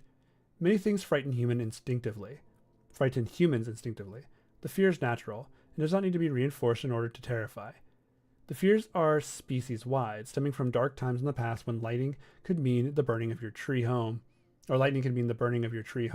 Thunder could be the approaching gallops of a stampede, predators could hide in darkness, and heights could make poor footing lethal. The question you have to ask yourself is this. What happened deep in the hidden eras before history began that could affect the human race so evenly as to give the entire species a deep, instinctual, and lasting fear of pale beings with dark, sunken eyes and razor-sharp teeth and elongated faces? Just be careful out there. Oh, I have read this one. It's essentially like it's saying that there's something in human evolution that existed that used to terrify us, that became so instinctual that even now when we see these creatures, they still bring fear. It's a cool idea. I have seen this spread around before, more of as a short story. Yeah, I like the Uncanny Valley. It's a good story. It's a good basic. It's really short. There's not really much to it, but it's something you could tell like your friends, or you're in a group call and someone says, "Hey, tell me a scary story," and you could just like say this from memory. So, yeah, I like this one a lot. What in our history had elongated faces with sharp teeth? Maybe wolves, I guess, did. This is based off a spooky theory. I could believe that. You mentioned playing Shadow the Hedgehog as a kid. Thoughts on Shadow? I just got Shadow Generations for Christmas. My parents got it for me, and I'm like, oh, cool, because I just watched the Sonic 3 movie and I was like feeling really hypey about it. I like the game a lot. It's fun. I like that you can play music on different levels, like from the game. I pretty much just put Live and Learn on repeatedly. Or not Live and Learn. Oh, what's the song called? It's another Rush 40 song. Or Crush 40. Crush 40? Crush 50? I don't know what I'm talking about. It takes the literal wording of creepypasta, creepy copy and paste story. It's a pretty good one. It's a good idea. You could just drop this in anywhere. You could hand this story to somebody and they could read it, and yeah, there's a short story. The DeLorean? You're right. The DeLorean gives us all these terrible nightmares of being eaten and dying. I am all of me. It's more a concept than anything. True, it is really a concept. It's a cool story though. I mean, I like it. I like the idea of it. I get why it won. A 6? Is 6 even open? Oh, it is. Yeah, you guys can see it on screen. I can't. I have to bring it up every time. So I don't even know what's on screen. Let's put this in here. I can roll with 6. If that's what everyone else thinks, because this is a democracy or whatever. Genetic memory.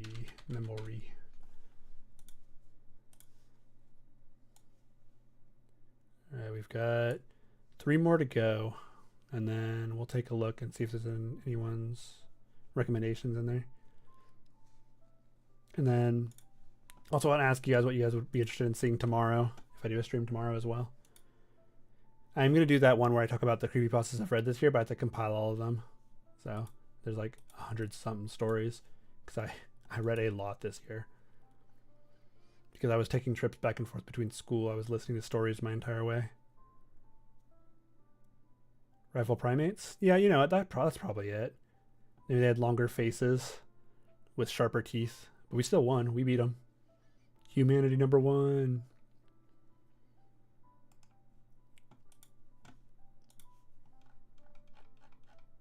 Oh, it's another really short one. Huh. Okay.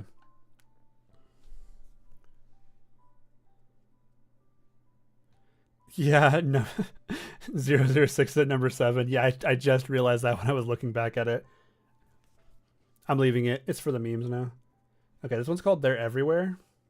I don't know if I know this one, but we'll find out. I can't help it, Doctor. They're everywhere. Nobody knows but me. Knows what, Larry? About the demons. They're everywhere. Tell me about the demons, Larry. What do they look like? Leathery, shiny black skin, spindly limbs with single claws for feet, wings like reaper's cloth. And the eyes? The man on the couch shudders. What's wrong with their eyes, Larry? They're huge. They take up half their face. They don't even look like eyes. They're like a million eyes clumped together, and they're red. Okay, enough about what they look like. What makes them so terrifying to you personally? Do the demons have an attraction to you? What is it you don't like about them? Well, I know all kinds of things about them. They go into graveyards and crawl into the earth and feast on the flesh of corpses at night. They go into food and poison it with their own vomit. They eat rotting carcasses of animals right off the side of the road. Is this about flies? Are these flies? These are flies. I'm 100% sure these are flies. They inject them with disease and rot in all the pain, all the corpses. Or maybe they're not flies specifically. There's some sort of bug. Okay, Larry. Now tell me when you see these demons. Everywhere in the park, they hover in the air behind families, and the people they don't even see them. Then they pop their claws into their flesh and they inject disease in. Okay, Larry, you've said that before. Now I'll need to see you twice a week from now on. Are Wednesdays and Fridays good for you? Larry nods as he's let out the door by 2 escorts in white. When it opens again, the psychiatrist's secretary walks in. Did you find out why the schizophrenic won't eat anything?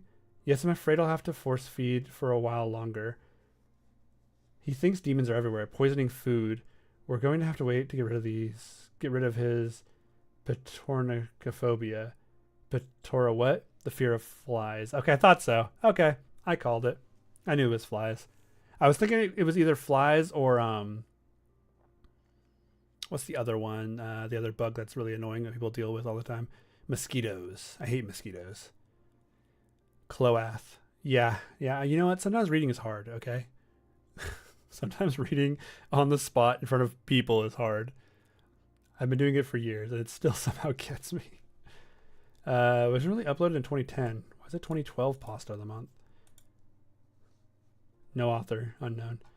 I mean, this one's fine. Nothing special. Honestly, it wasn't even scary. I kind of saw it coming. What are we thinking? Pretty low? I don't think it goes very high, honestly. I'll put it like 11 or 12 even. Have I heard of the Name Eater? That sounds mildly familiar.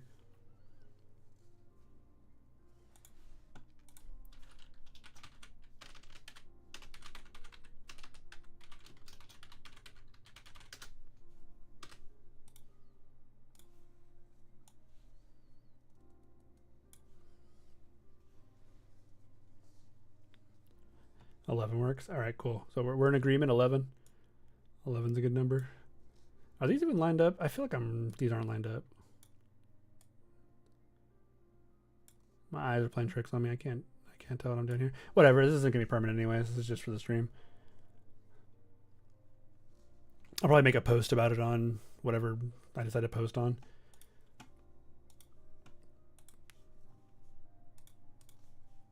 All right, and the last one. Wait, are we missing one? Did we skip one?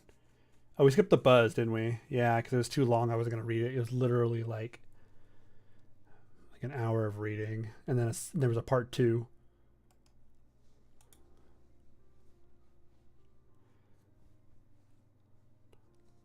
The not lined up rankings.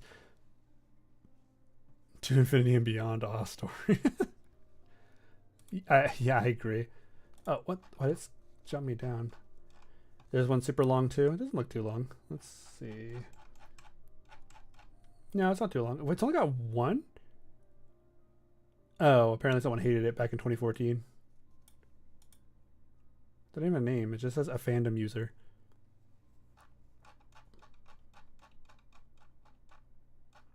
All right. Let's see. My parents' car drove out of the parking garage, and I went straight to my room. My laptop sat on my old desk, and I turned it on. 7:30 p.m. I logged into Facebook, but soon grew bored due to the fact that no one I wanted to talk to was online. I remember my friend telling me about a site the other day. He said a lot of people go on it. Hold on, I need to drink some water, guys. He said a lot of people would go on it and shared something called Creepypasta. Well, I decided to try it out. I went to the site, and the first thing I saw was a quite creepy quote at the top of the page. Okay, before I continue, if your story references that it's a creepypasta because it's a creepypasta, I just don't like the story usually. I've never really read a story where it's like, oh yeah, this one talks about creepypastas. Occasionally they're okay, but most of the time it just takes me out of the story. Like, this is uploaded to Creepypasta Wiki. You don't really need to talk about the fact that it's a creepypasta. Like, I know. I get it. Anyways, let's continue. 8 p.m. As I continued to look into the site more, I encountered quite a few stories with the letters NSFW printed at the top, so I read a few of them. Wow, went straight to the not safe for work stuff, huh? They range from stories about dating turning wrong, a lost SpongeBob episode, a creepy video game song that made my ears hurt. Okay, that's kind of funny though. And something about a deranged man wanting his mother to molest him all the time. What story is that? To things that I've heard about before, such as Jeff the Killer, Slenderman, the Rake. If someone can figure out what the story that is, let me know. Thank you. I tried to make an account and try this out, but try this site out. I put in a username, Lily. There's no way you got Lily. Someone else definitely had Lily before you. And asked for an email. Actually, I don't know if Creepypasta needs an email. Wait, I'm on the Some Ordinary Gamers wiki. When did I get here? Back to the story. It's okay, I said, asked for an email. So I used my current one that I never check. When I got all my information in, I was excited to get started. But it said I had to check my email for confirmation first. Of course. 8:46 p.m. I log into my email and cannot find the message from Wikia. So I keep scrolling through my emails until I found out that the email had been transferred to my spam inbox. I go inside, greeted by hundreds of emails saying I won something, or you can find true love here at Christian Mingle. I sigh and finally find the message. But one message caught my eye. It was in my spam, but it was titled, "A Scary Way to Break Up." Curiosity got the best of me, so I clicked it, but soon laughed because it was just a stupid chain letter. It had multiple grammar mistakes, and it said something about a boyfriend killing his girl or something. It read, "A scary way to break up. Do not stop reading this, or something bad will happen. One day, Sarah was walking home from school when her boyfriend drove by and honked at her to get in. She got in his car, and he drove her to the lake. Her boyfriend said he was going to tell her something very important. Sarah could have sworn he was going to propose. However, he flipped her off, pushed her in the lake, and yelled, 'I am breaking up with you, you awful.' Breaking up with you, you awful? Oh, he did say it had grammar mistakes. 'I hate you, and I think that maybe you should just end your life.' Wow, that's rude. He laughed and drove off. It was a very cold day. Sarah climbed out of the lake, freezing cold, feeling the worst she had felt in her entire life. She got home, went into a hot bath, and slit her wrists, and died in the bathtub." Well, I'm demonetized. I didn't even think about reading that. Her parents yelled and screamed at her to get out until they finally broke the door down. They saw no body, but the entire bathroom was dripping with her blood. Her mom went insane and killed herself too. Oh, I did it again. Sometimes you just read things before you think about what you're reading. So I can't catch myself. 3 days later, her dad is in prison accused of murder.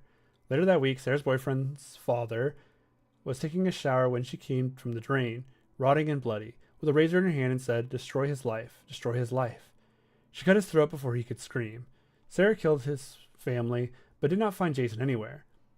If you do not repost this with the title, "One Scary Way to Break Up," you are heartless, and Sarah will come to you in the shower from the drain and will kill you in the same way she killed her boyfriend. You have 13 minutes, 9:45 p.m. After laughing a few times at the chain letter, I closed the computer and looked out my window because a sound irked me. Terror took over. Sitting there smoking with long legs and an ugly face was my stupid ex. He threw down the cigarette and knocked at my window. I gave him the bird and closed the blinds. I heard him curse and stomp down my steps, but I did not hear the car start. I shrugged and left my room, the floor creaking underneath me. Somehow my mind was still on that chain letter. I snorted and headed to my bathroom. I undressed and got in the shower. As I was washing the suds out of my hair, I started to think I could write a creepypasta. My mind started to flutter with ideas, but then I heard a creaking noise. Something from the door. I ignored it and closed my eyes to cleanse the suds from my hair. Suddenly, the shower curtains flew open. I screamed in terror. I fought violently and slipped in the tub, falling face front on the bottom. Then I felt a sudden pain in my calf. A knife was lodged in deep, crimson blood lining the wound and was trickling to the ground, still bare and naked. I shockingly escaped my attacker and limped out on my patio, still naked and bare. Why did I say it twice? I hoped that one of my neighbors was outside, but the house was dark and an eerie silence crept over the area. I felt warm breathing on my neck. A wet tongue licked the back of it. I had to choke back my tears as I slowly turned around. He laughed in my face and he drove another knife into my stomach and ripped through my side. My screams turned to moans as I collapsed on the ground, holding my... I don't know why I lost my reading spot. Sticky blood. I turned up once more to see him. His breath smelled like smoke, and he started to cry. You were so beautiful. How could you not love me? His tone changed suddenly, a light, happy tone. And I still love you. I can still make love to you. You will be a little colder and complain less, he cried out. Okay, that's getting dark. I finally let go of my stomach, burning eyes, blinding my vision. Flesh and blood poured from the jagged wound, and my vision blurred. The last thing I saw was him on... Okay, I'm skipping this. I faded into darkness, and the last thing I felt was something thrusting on me. She was so beautiful. Okay, 9:58 p.m. She's so beautiful. She feels amazing, but better than normal. Okay, oh, this is getting gross.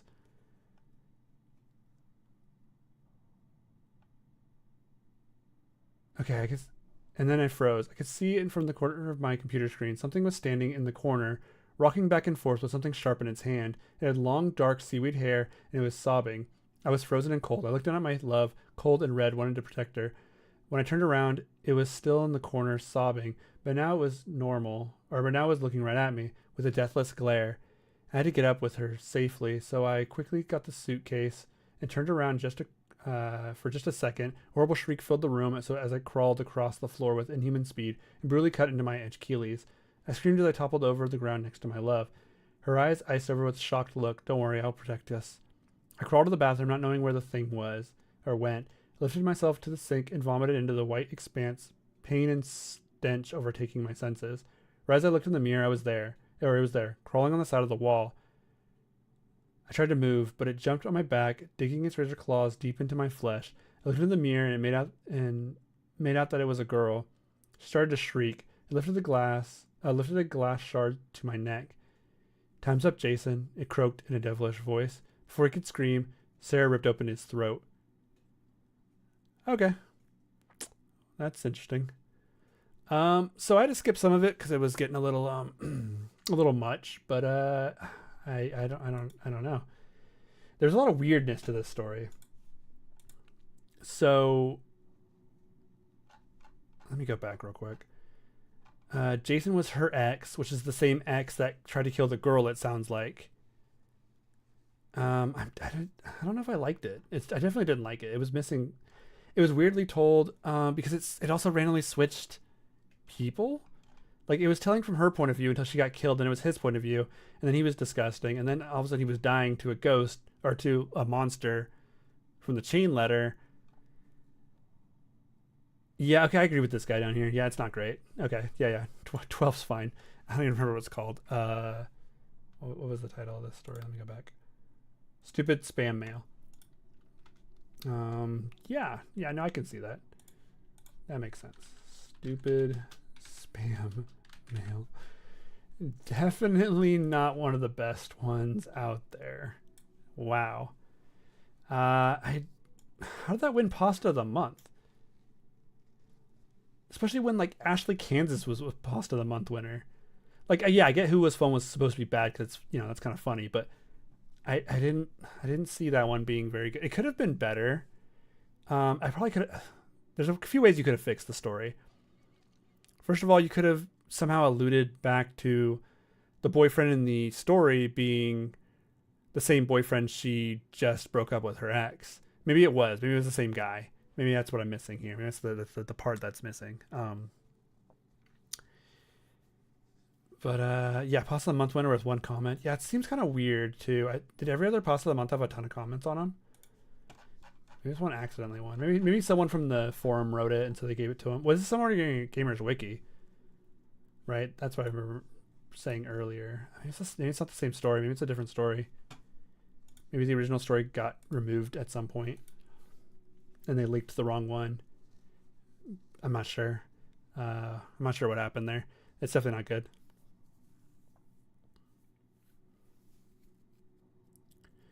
Yeah, so the issue with it is, yeah, it sucks, but it's also fine. Like I enjoyed reading it as much as I hated it and didn't like care for the story overall. It's just something fun to do. You just kind of sit down and you're like, wow, that sucked. Anyways, like let's read another one. Yeah, the necrophilia line was gross. Yeah, that's the word I was looking for earlier. Yeah, I'm not a fan of why they would even do that.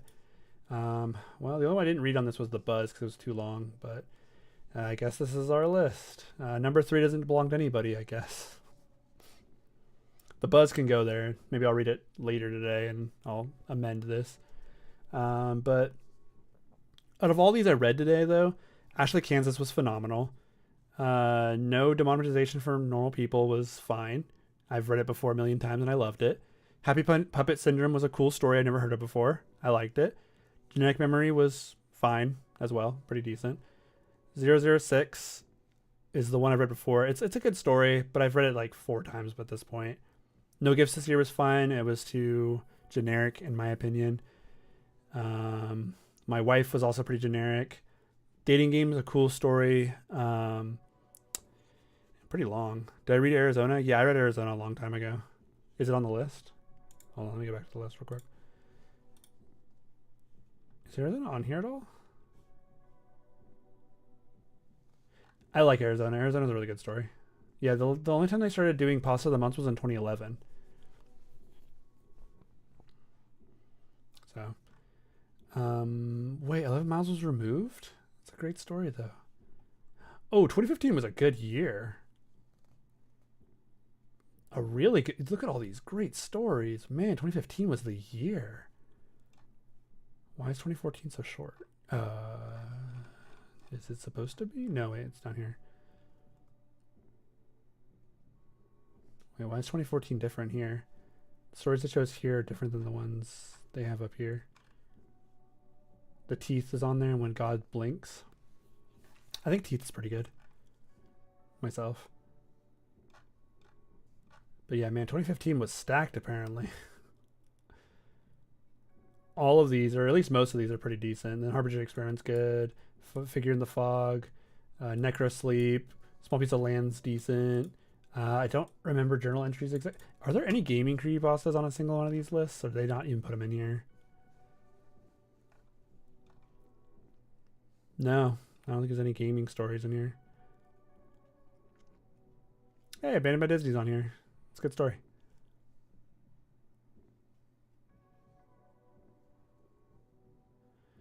Necrosleep. Necrosleep's one of my favorites. I listened to Mudahar's reading of it many years ago, and it stuck with me for a long time.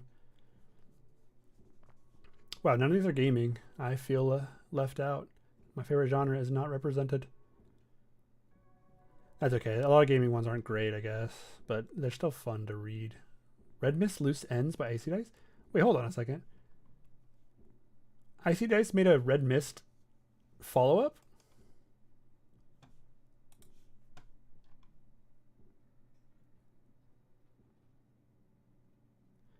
Wait, I need to talk to Icy Dice. I don't remember this story.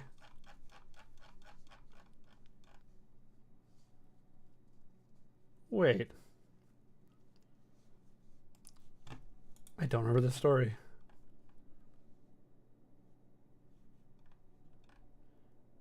Oh, I love Nostalgia Trip. That's a great story. Really sad. Yeah, Icy Dice read some of my favorite stories. Like pretty much anytime they have a story on here, it's a banger. It's good. I didn't know that there's a follow up to Red Mist. I think I'm gonna read that later. Let me. I can't save it. I'm not logged in right now. Oh, it's so long. All of his stories are so long. All right, I'm gonna message him and ask when he wrote that because I don't remember seeing that one.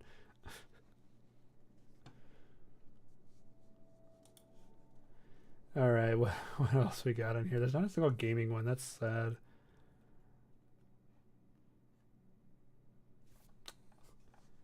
Whatever. Gaming stories are their own category, I guess. Oh, hey, Where Bad Kids Go. I love that story. 86's typing's good. The theater's on here. Okay, that's a. What is this? What does this mean? Article. Oh, Ghost in the Machine does their own Creepypasta of the Week story thing. That's cool. I used to go on this website a lot.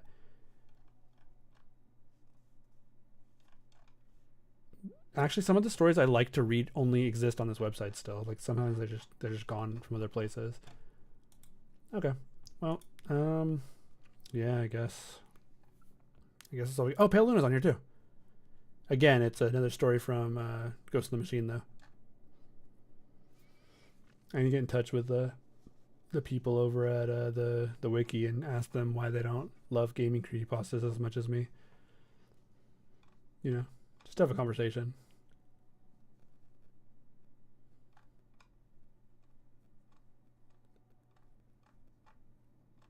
All right, let me go through chat. It's been a while. Anyone watch those terrible epic rap battles of creepypasta videos from 12 years ago? I don't think I did. I used to watch epic rap battles of history. But until probably like 2014 was the last time I watched one of those. So I don't even know if they were making videos by then. That's just the year it feels like that it was right. Channel Infinity. Yes, I remember that story. 11 Miles. Had to rewatch Relicent 2 recently. Yeah, 11 Miles is super good. Definitely worth looking into. Funny Mouth is great. Yeah. I'm friends with the creator of Funny Mouth. I don't know. I remember forgetting his name. He's written some pretty good stories too. I mean, we're more like acquaintances. Like we don't hang out or anything, but you know mutuals of sorts.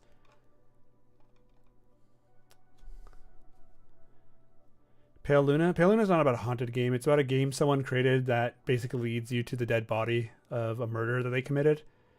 It's a cool story though. It's really good. A lot of stories have done similar ideas since then, but that's definitely one of my favorites. Pale Luna is actually probably my favorite gaming story, maybe. Ooh, I have to look back at the list though. It's in the least top 5 for sure. I made a whole video on it, but yeah, a lot of people didn't watch that one because Pale Luna is not as popular as some other stories.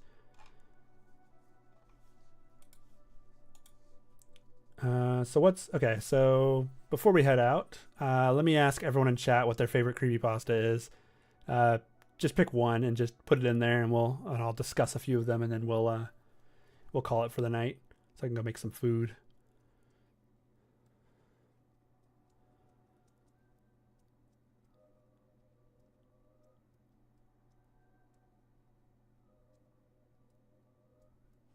What is going on with this keyframe thing? What does that mean? I'm getting like a weird message on my analytics stuff. Okay, whatever. Starman. NES Godzilla. No End House. Pen Pal. Jeff the Killer 2015. Is that the remake? I'm assuming it's the remake. Let's start from the top. Who spoke first? Let's see. NES Godzilla. Okay, so I really like NES Godzilla. I still haven't read the sequel yet. I've been meaning to. It's one of my favorites though. Really good. The ending didn't stick with me. Like I thought it was okay until someone explained it in a way that I liked it better. If that makes sense. So someone was like, "Oh, what if it meant this instead of the actual, like it could just mean, what it says specifically." And I thought that interpretation was better. That the entity that was in NES Godzilla was actually using the name of his ex-girlfriend or his dead girlfriend to manipulate him into killing Red. And Red was supposed to be an entity that was trying to warn him, maybe? I can't remember exactly what they said. But it's a cool idea. I don't know if that's true it is because I haven't read Replay at all, but it's a cool idea. Starman. I don't know what Starman is, so I'll look that up real quick. If I can even find it. Star Wars. Starman. Okay, surface large star, 20 billion light years away. Huh. Who is the original author? That's a good question. Okay, I'll add this to my list, but I'm not going to read it right now, but I'm good with it. God, Science, Space. Oh, okay. I like a sci-fi. I actually haven't read too many sci-fi creepypastas. Okay, what else we got? No End House. No End House is pretty great, actually. I really like the story. I did not like the sequels nearly as much, but the first one stuck with me for the longest time. I want to make a video on it, but I just haven't got around to it yet. Again, like most things. Pen Pal. I haven't finished Pen Pal either. I want to get to it really badly. You know, I'll start listening to it tonight. I'll find a narrator who's done the entire story, and I'll throw it on while I'm finishing up some drawings I have to do after I eat dinner, of course. I also do some video editing, so maybe I'll listen to it while then. Jeff the Killer, 2015. Jeff the Killer is a hard one for me to quantify in my brain for good and bad stories. One, because I think the Jeff the Killer story is fine. I don't think it's bad, but it's got some issues with it that I think could be, if those were rounded out, it would be a lot better of a story. But I do like Jeff the Killer overall as a concept. But the image is my favorite part because the image is creepy. I like it a lot. Okay. Horrors from the Vault, Self-Preservation, and if you're armed at the Glenmont Metro. I don't know any of those stories, and I'm interested to check all of them out. Let's see. Let's check out the first one you said. Horrors from the Vault. Creepypasta. Creepscast? They covered it? The Horror from the Vault. Oh, no. Someone just posted it to their Reddit page.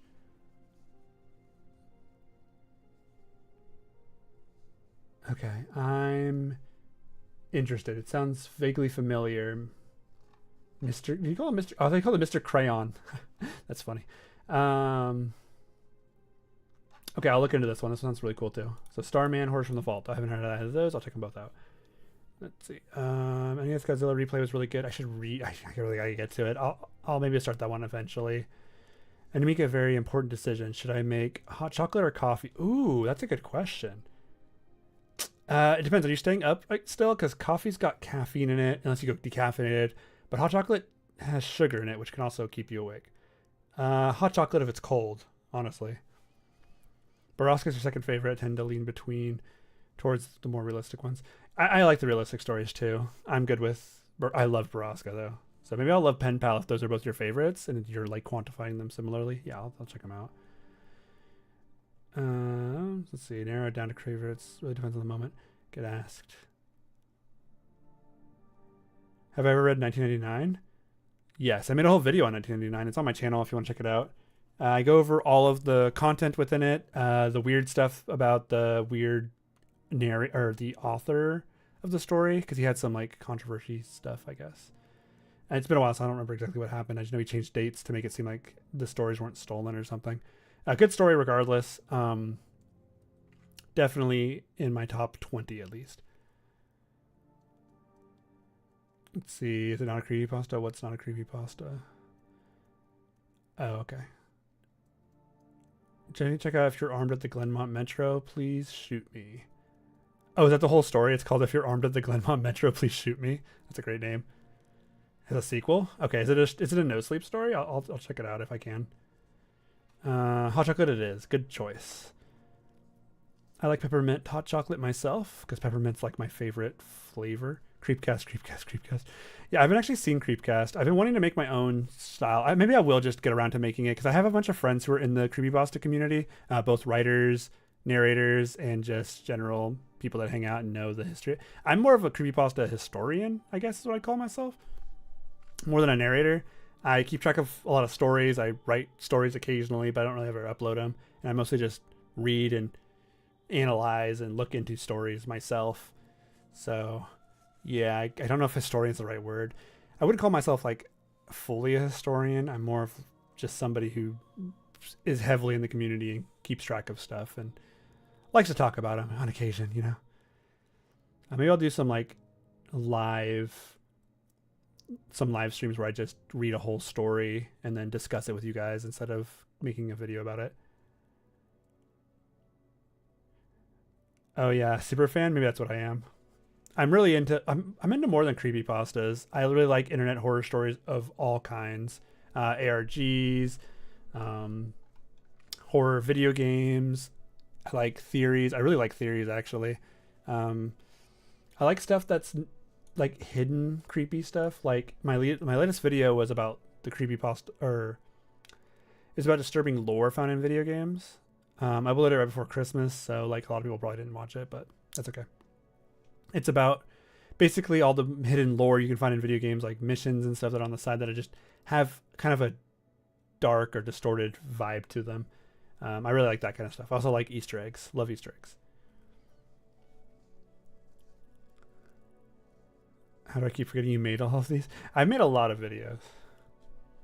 I've made 70 something videos on my channel so far, I think is what it said this morning, which is a lot, but yeah. No Sleep, got it. The sequel, got it. I'll check it out. There's a guy living in hell because he took a pill. That sounds interesting. Reading the stories would be cool. Yeah, maybe I'll let you guys all vote on a story. I'll pick like 3 longer stories and I'll just read one because I do need ideas. I'm going to be doing this at least over the next couple of weeks. I'll also be trying to get a video out each week, like a longer one if I can. I tried to write today, but it took like 2 hours to get the research done, and I wasn't able to actually do any writing, just a lot of notes. Analog horror, that's what the other one. Yeah, I like analog horror as well.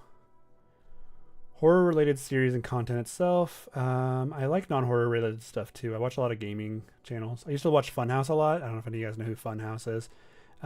They had kind of a falling out, so that sucks, but I loved their channel. I love their content. I'm going through and rewatching a lot of it now. Mostly I'm just throwing on the background.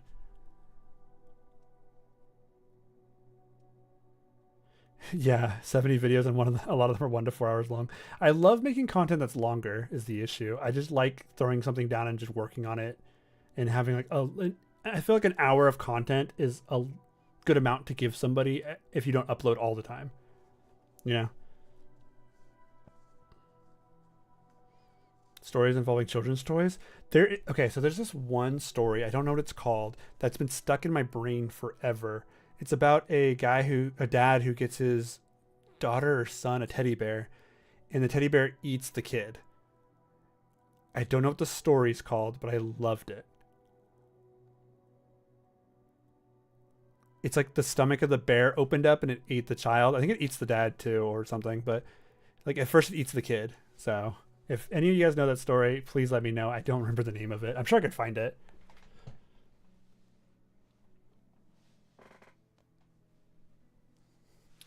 There's a story about a guy looking into a series of educational CDs.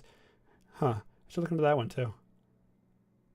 Chompy. Is that what it's called? I have Chompy. Well, if anybody knows it, you can hit me up on like... I'm not really on Twitter anymore as much. Mostly spending time on Blue Sky because people keep following me on there. So that's just my main one now.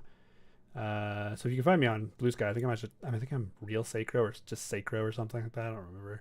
But you can always hit me up on that. Follow me. Send me a thing. And I'll, yeah, I can grab those. But, yeah. So one last question before we go. So I'm going to do a game probably tomorrow instead of just reading to kind of space these out so I'm not just reading every single stream to you guys. What game might interest you? I've been wanting to play Fallout 4 again for a while, but last time I tried streaming it, the game kept breaking on me. So I could do a horror game of some kind, or just whatever you guys are interested in. Have you heard of Teddy and Mr. Ikbar? I've heard of Teddy. Never Mr. Ikbar.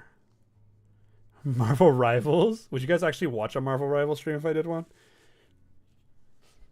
I'm not great at it, but I'm not bad at it either. I'm okay at shooters. I'm not good at third-person shooters. Dead Space Remake. I don't think I have Dead Space Remake. I might if I look for it. You guys would show up for a Marvel Rivals thing? Doing a replay of New Vegas currently. I was gonna replay Vegas too because my last video had a section where I talked about a mod for New Vegas or like some creepy story around it, and it made me want to play the game again. I've never finished New Vegas. I've always gotten close to the end and just ended up exploring till I just put it down. So, and then whenever I think about it again, I'm like, oh no, don't remember what I was doing. So I go back and restart it, and then rinse and repeat pretty much till the end of time. So, Marvel Rivals does sound kind of fun, but yeah, maybe I'll do a Marvel Rivals stream. I don't know. That could be fun. I'd have to turn off chat because chat, they say some weird stuff in there. That or Fallout. I love Fallout. Am I active on Discord? I am now. Viewers play with me. That might be a good idea. Maybe we can do that one of those next time. Yeah, I'd have to add you guys all on Marvel Rivals. Maybe I'll make a new account to add you guys on. Because, my main account's... I don't know. Maybe I'll do it. Maybe if enough people want it. If enough people show up for the stream itself, maybe I'll do a viewers one. A Left 4 Dead stream? I do love Left 4 Dead. Left 4 Dead's fun. Okay, so it'll be either between Fallout 4 or a Fallout game of choosing. Maybe I'll throw some creepy mods in there or something. Marvel Rivals, or I'll find a third game and throw it in there, and I'll do a quick little thing of it. But yeah, I do want to split up between games. Oh wait, Zomboid. That's the game I was thinking of. I really want to play Zomboid. If you guys haven't played Project Zomboid, it's fantastic. Have you read the Troll Creepypasta where it describes something really scary, but at the end you realize it's a reference to a video game? I have not.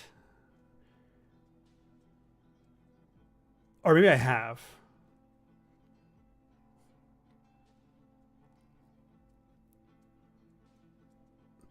Something with the Evil Within.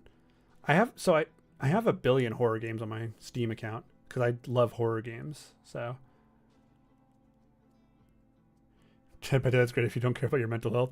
To be fair, I've played very little Dead by Daylight, so I'd probably just die like 20,000 times. But that could be fun too. Losing is kind of fun. Yeah, I just want to keep things similar to what I do here because eventually I want to get my Twitch started up again, and I'm gonna play some like life sim games. I'm a really big fan of life sims like The Sims and Stardew Valley and stuff like that. But I don't think my audience would want to watch me farm for 2 to 3 hours just talking to the local goth girl and stuff like that. Because sometimes you gotta roll with what you got, right?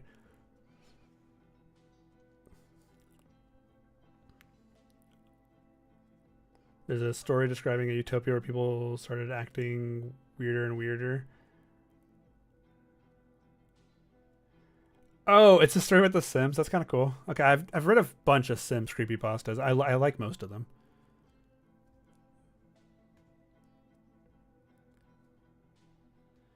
Creepypasta Sims series. That could be fun.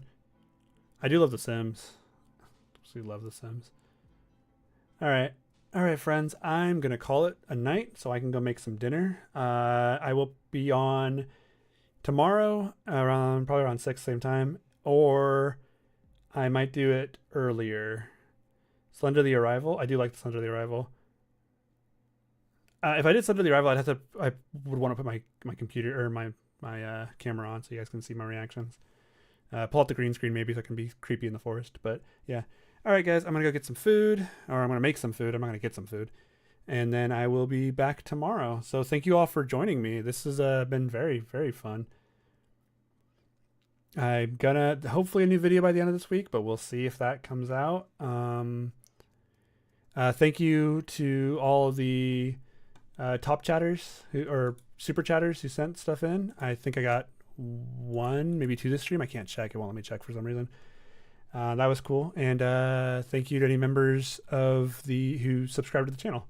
Not to subscribe to the other one you can do, the super sub or whatever it's called. Yeah, thank you everyone for watching, and I'll talk to you all tomorrow. Yeah, see y'all later. Good night.